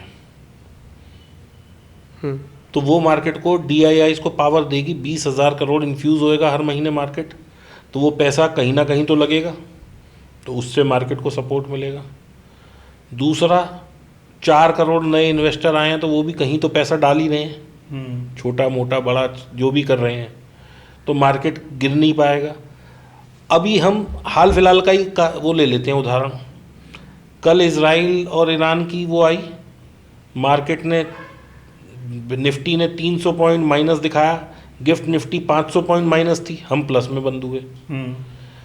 तो मार्केट में जैसे ही जरा सा करेक्शन आता है, इतना पैसा भर भर के लोग रिटेलर ले लेते हैं माल कि वो मार्केट गिर ही नहीं रहा। आप एक बार बैंक निफ्टी का पिछले 1.5 साल का चार्ट देखिए, 32,000 से 48,000, 2,000 पॉइंट की करेक्शन मुश्किल से देखने को मिल रही है कहीं। तो क्या आप इतनी बड़ी इंडेक्स को 5% गिरने को करेक्शन बोलेंगे या क्रैश बोलेंगे? डिप है छोटा सा। सेकेंडली, अगर ऐसा किसी को लग रहा है कि क्रैश आने वाला है, तो भाई सिट ऑन कैश। क्रैश आ जाए, पैसे लगा देना। बट क्या वहाँ पे अपॉर्चुनिटी कॉस्ट ज़्यादा नहीं है? नहीं, बिल्कुल नहीं है। आज जो चीज़ आपको 500 में अच्छी लग रही है, कल वो 200 में कैसे बुरी लग सकती है? पर अगर वो चीज़ 1000 हो गई तो? है, क्रैश आया ही नहीं तो? अभी आपका सवाल ये तो कॉन्ट्राडिक्टरी हो गया कि क्रैश आया या क्रैश नहीं आया। भाई एक चीज़ डिसाइड, अगर क्रैश नहीं आया, चलो इसका भी वो है, देखिए, जब हमारे मन में इस तरह की अस्थिरता हो कि क्रैश आएगा नहीं आएगा, मैं इसलिए पूछ रहा हूँ क्योंकि यही अस्थिरता है लोगों के मन तो में। 20% पैसे से अभी घुसे। हम्म, अगर क्रैश आ गया तो बाकी 80% को नीचे एवरेजिंग करने में इस्तेमाल करें। एवरेजिंग भी कौन से, सुजलॉन और ये जो 10-10 रुपए वाले स्टॉक हैं जो लोगों के फेवरेट हैं, इन्वेस्टर्स फेवरेट, आरकॉम, सुजलॉन, इनमें नहीं भाई। टॉप 10 कंपनीज निकाल लो निफ्टी की जो हैं, केवल उनमें ही एवरेजिंग करनी है। और दूसरा देखिए, कभी भी क्रैश आता है, जैसे मैंने पहले भी कहा, मार्केट ना हमेशा फॉरवर्ड लुकिंग होती है। क्रैश आएगा तो एक रीज़न से आएगा, ऐसे नहीं आएगा कि बैठे बैठे मन किया जी सबने पैसे बेचना शुरू कर दिया, ऐसा नहीं होगा। कोई गवर्नमेंट पॉलिसी आती है तो मार्केट में करेक्शन आती है, कोई सेंटीमेंट ऐसा बन जाता है जो मार्केट को पसंद नहीं आता तो क्रैश आ जाता है। और अभी आप देखिए वर्ल्ड वाइड सब कंपनियां अच्छी चल रही हैं, सब बढ़िया चल रही हैं। हाँ, हमारे एक आगे है जो कि एक रीज़न बन सकता है करेक्शन का, वो है इलेक्शन। तो इलेक्शन में भी अगर क्रैश आएगा तो that is again a possibility of 30%, 40%, 60% correct नहीं होगा मार्केट, क्योंकि FII DII they will take it as a opportunity. और सबसे बड़ी बात, मुझे तो ये 18,000 19,000 से नीचे जाती निफ्टी दिख नहीं रही, क्योंकि इतनी कोशिश करी इसने 19,000 तोड़ने की, 19,000 तोड़ नहीं पाई थी जब पीछे आज से 1-1.5 साल पहले हम चल रहे थे। बिल्कुल। तो जब बाजार इतना मजबूत खड़ा है तो हम क्रैश की क्यों बात कर रहे हैं। और अगर आता भी है तो आप 20% से अभी घुसिए, एक 10% करेक्शन आ जाए और 20% से घुस जाइए, और 10% करेक्शन आ जाए और 20% से घुस जाइए, और नीचे आ जाए फुल ऑन घुस जाइए और बैठिए 5 साल, आपका पैसा डबल ट्रिपल चौगुना ही होगा। क्योंकि कभी भी मंदी जो है, ऐसा नहीं होता कि 10 साल की मंदी आ गई। आप जापान में नहीं बैठे हो, आप ग्रोइंग कंट्री में बैठे हुए हो। Yes. दूसरा इसी से मिलता जुलता एक सवाल है, क्योंकि आपने अभी कहा कि हर महीने 20,000 करोड़ आ रहे हैं म्यूचुअल फंड के। क्या म्यूचुअल फंड का इतना पैसा जो आ रहा है वो कहीं ना कहीं एक मार्केट में बबल नहीं क्रिएट कर रहा है कि हर लेवल पर खरीदे जा रहे, जो एक करेक्शन आना चाहिए, मीनिंगफुल करेक्शन आना चाहिए, वो आ ही नहीं पा रहा है। तो क्या उससे एक बबल नहीं क्रिएट हो रहा है मार्केट टाइम टू टाइम एक करेक्शन आते रहना मार्केट के लिए हेल्दी रहता देखिए है। जी, एक बबल बन stability। रहा है, वो बबल ब्रेक कैसे होगा कि मैंने अपनी सिप देनी बंद कर दी तो बबल ब्रेक नहीं हो रहा है, लेकिन मैंने पैसा विड्रॉ किया तो बबल ब्रेक होगा। तब ब्रेक हो। बट सर ये कितने दिनों तक चलता रहेगा ना कि आप पैसे आ ही रहा है, कहीं ना कहीं देखिए, जाकर तो बस क्या होता है, जब नदी बह रही है तो उसमें बोट भी चल रही है और सांप भी चल रहा है और सब चल रहे हैं। जब लोगों को दिख रहा है कि मेरा पैसा म्यूचुअल फंड में 18 से 20% ग्रो हो रहा है बगैर मेरे कुछ किए, तो वो क्यों बंद करेगा। वो तो अगर देखेगा कि आज मेरा सिप का यूनिट 100 रुपये में बाय हो रहा है और कल ये 80 का रह गया, तो वो तो डबल पैसा लगाएगा। जो आज 20,000 करोड़ आ रहा है वो कल आप देख लेना, मार्केट अगर 20-30% करेक्ट होती है वो 30,000 करोड़ हो जाएगा। लोग बंद नहीं करेंगे क्योंकि लोग इसका स्वाद ले चुके हैं। पर मार्केट में जब भी बबल बने ऐसे ही बने कि इतनी रैली आई कि लोगों का विश्वास ही उठ गया कि मार्केट कभी गिरता भी है, और फिर एक जब बड़ा करेक्शन आता है, जब फिर फाइनली लोगों का पैसा आधा हो जाता है और वो बेचना लगते हैं, तब एक बड़ा क्रैश उस तरीके से आता है। तो आपको क्या लगता है, ये क्रैश नज़दीक है देखिए या फिर अभी दूर है? मैं इस पे ना आपकी बात कोई जवाब आप खुद ही दोगे। देखो, मैं सिर्फ छोटे से तर्क दूंगा, जवाब अपने आप निकलेगा। हम बात करते हैं कि हम 2024 में नहीं, हम 1992 में खड़े हैं। मार्केट क्रैश हो गया 50%, स्कैम निकला है, क्रैश हो गया। तो क्या मार्केट वहां से आगे बढ़ा ही नहीं? बिल्कुल बढ़ा। कितने टाइम में बढ़ गया? 1-2 साल में, 3 5 साल में बढ़ गया होगा। फिर 2008 आते आते तक फिर आ गया, फिर वहां से एक 30-40% 50% करेक्शन आ गई, फिर आगे बढ़ गया। कोविड आया, खत्म हो गई दुनिया जी, खत्म होने वाली है। रोज 20-20% स्टॉक टूट रहे हैं। एक दिन सर्किट लगा, उसी दिन मार्केट 3,000 पॉइंट बढ़ के बंद हुआ था। तो मार्केट में जब भी प्राइस गिरेगा नए लोग बॉटम फिशिंग करने आएंगे। अब रहा सवाल कि लोग पैसा सारे क्यों निकालने लग जाएंगे। आज म्यूचुअल फंड में 20,000 करोड़ आ रहा है तो वो कोई एक आदमी का तो है नहीं, वो इट इज मल्टीपल पीपल, कई लाखों का है। तो क्या लाखों आदमी आज ही रात को ये सोच लेंगे कि हमें कल से ही अपनी सिप बंद करके पैसा विड्रॉ करना है? सेकेंडली, अगर FII की तो मुझे पता नहीं, DII अगर आज कोई चीज़ वो सेल करते हैं तो वो पैसा उन्हें विद इन 30 डेज दोबारा या 20 डेज, कुछ ऐसा रूल है कि they can not sit on cash, they have to keep that money invested. तो इसलिए करेक्शन आ ही नहीं पा रहा ना। करेक्शन ना आने का कारण क्या है? बुल रन का कारण क्या है? पैसा आए जा रहा है और पैसा आए जा रहा है, इसीलिए तो 200 वाली चीज़ 1500 हो गई है, क्योंकि भाई लोगों को बाय करना है, they are bound to buy it. FII कितना बाय करेंगे रिलायंस, कितना HDFC, क्योंकि उनकी भी एक लिमिट है कि किसी भी आप स्टॉक में 8 या 10% से ज़्यादा की इक्विटी नहीं ले सकते। तो इसलिए वो छोटी कंपनियों की तरफ जा रहे हैं। अब वो छोटी भी बड़ी होती जा रही हैं क्योंकि मार्केट कैप उनका भी बढ़ रहा है। तो इसलिए अभी, और दूसरा, अगर जैसे मैंने जवाब दिया कि अगर आपको लग रहा है कि भाई बाजार गिरेगा, सिस्टमेटिक इन्वेस्टमेंट करिए। आप खुद सिप चलाइए अपनी कि मैं रोज़ 5 शेयर लूँगा रिलायंस के, इसके उसके, जो भी कंपनी आपको पसंद आती है, लेकिन हर गिरत पे लूँगा मैं। आप लेते जाइए, एवरेज करिए, देखिए बढ़िया पैसा मिलेगा आपको। अच्छा सर, मैं काफ़ी टाइम से देख रहा हूँ आपके हाथ पे जो है एक टैटू है जिस पे मुझे यहाँ से दिख रहा है कि लाइफ लिखा हुआ है। क्या है वो? क्या स्टोरी है उसके पीछे की? ये लिखा हुआ है जी, live the life you love, और दूसरी तरफ से जब पढ़ेंगे तो लिखा जाएगा love the life you live. तो जब मैं डिप्रेशन के फेज़ में था तो मैं बहुत सारे जुगाड़ ढूंढ रहा था कि कैसे मैं इससे बाहर आऊँ या क्या तरीका हो। तो इस बीच में मैं कई पंडितों से मिला, किसी ने कहा कि चद्दर चढ़ाया हो, किसी ने कहा फूल चढ़ाया हो, किसी ने कहा पंडित से मिल लो। तो जो जिसने बताया, मतलब मैंने वो सब करने की कोशिश की कि किसी तरह से मैं लॉस से प्रॉफिट में आ जाऊं। लेकिन लास्ट में समझ ये आया कि भाई एजुकेशन से ही प्रॉफिट कमाया जा सकता है, ऐसे किस्मत के भरोसे तो पैसा देना ही पड़ेगा। तो ये भी एक वो है कि साइन ऑफ इन्फिनिटी जो होता है, ये शायद आपको अपार सफलता दिलाता है। तो ये मैंने एक कहीं देखा था, किसी ने मुझे बताया कि आप इन्फिनिटी साइन बनवा लो, तो फिर मुझे ये अच्छा लगा टैटू, तो फिर मैंने ये बनवा लिया। Live the life you live, live the life you love, love the life you live. Thank you Deepak sir, आप आए हमारे पॉडकास्ट में और लोगों को काफ़ी कुछ आपने सिखाया, उसके लिए बहुत बहुत थैंक यू वेरी मच कि आप लोगों ने मुझे बुलाया। और मैं ऐसा समझता हूँ और मानता हूँ कि शायद मेरी बातों से और मेरे किसी से कुछ चंद लोगों को भी कुछ वैल्यू दे पाऊँ मैं, तो I will be very grateful to you and to almighty कि मेरे को इस लायक समझा और मैं बना। Thank you sir, thank you. Thank you.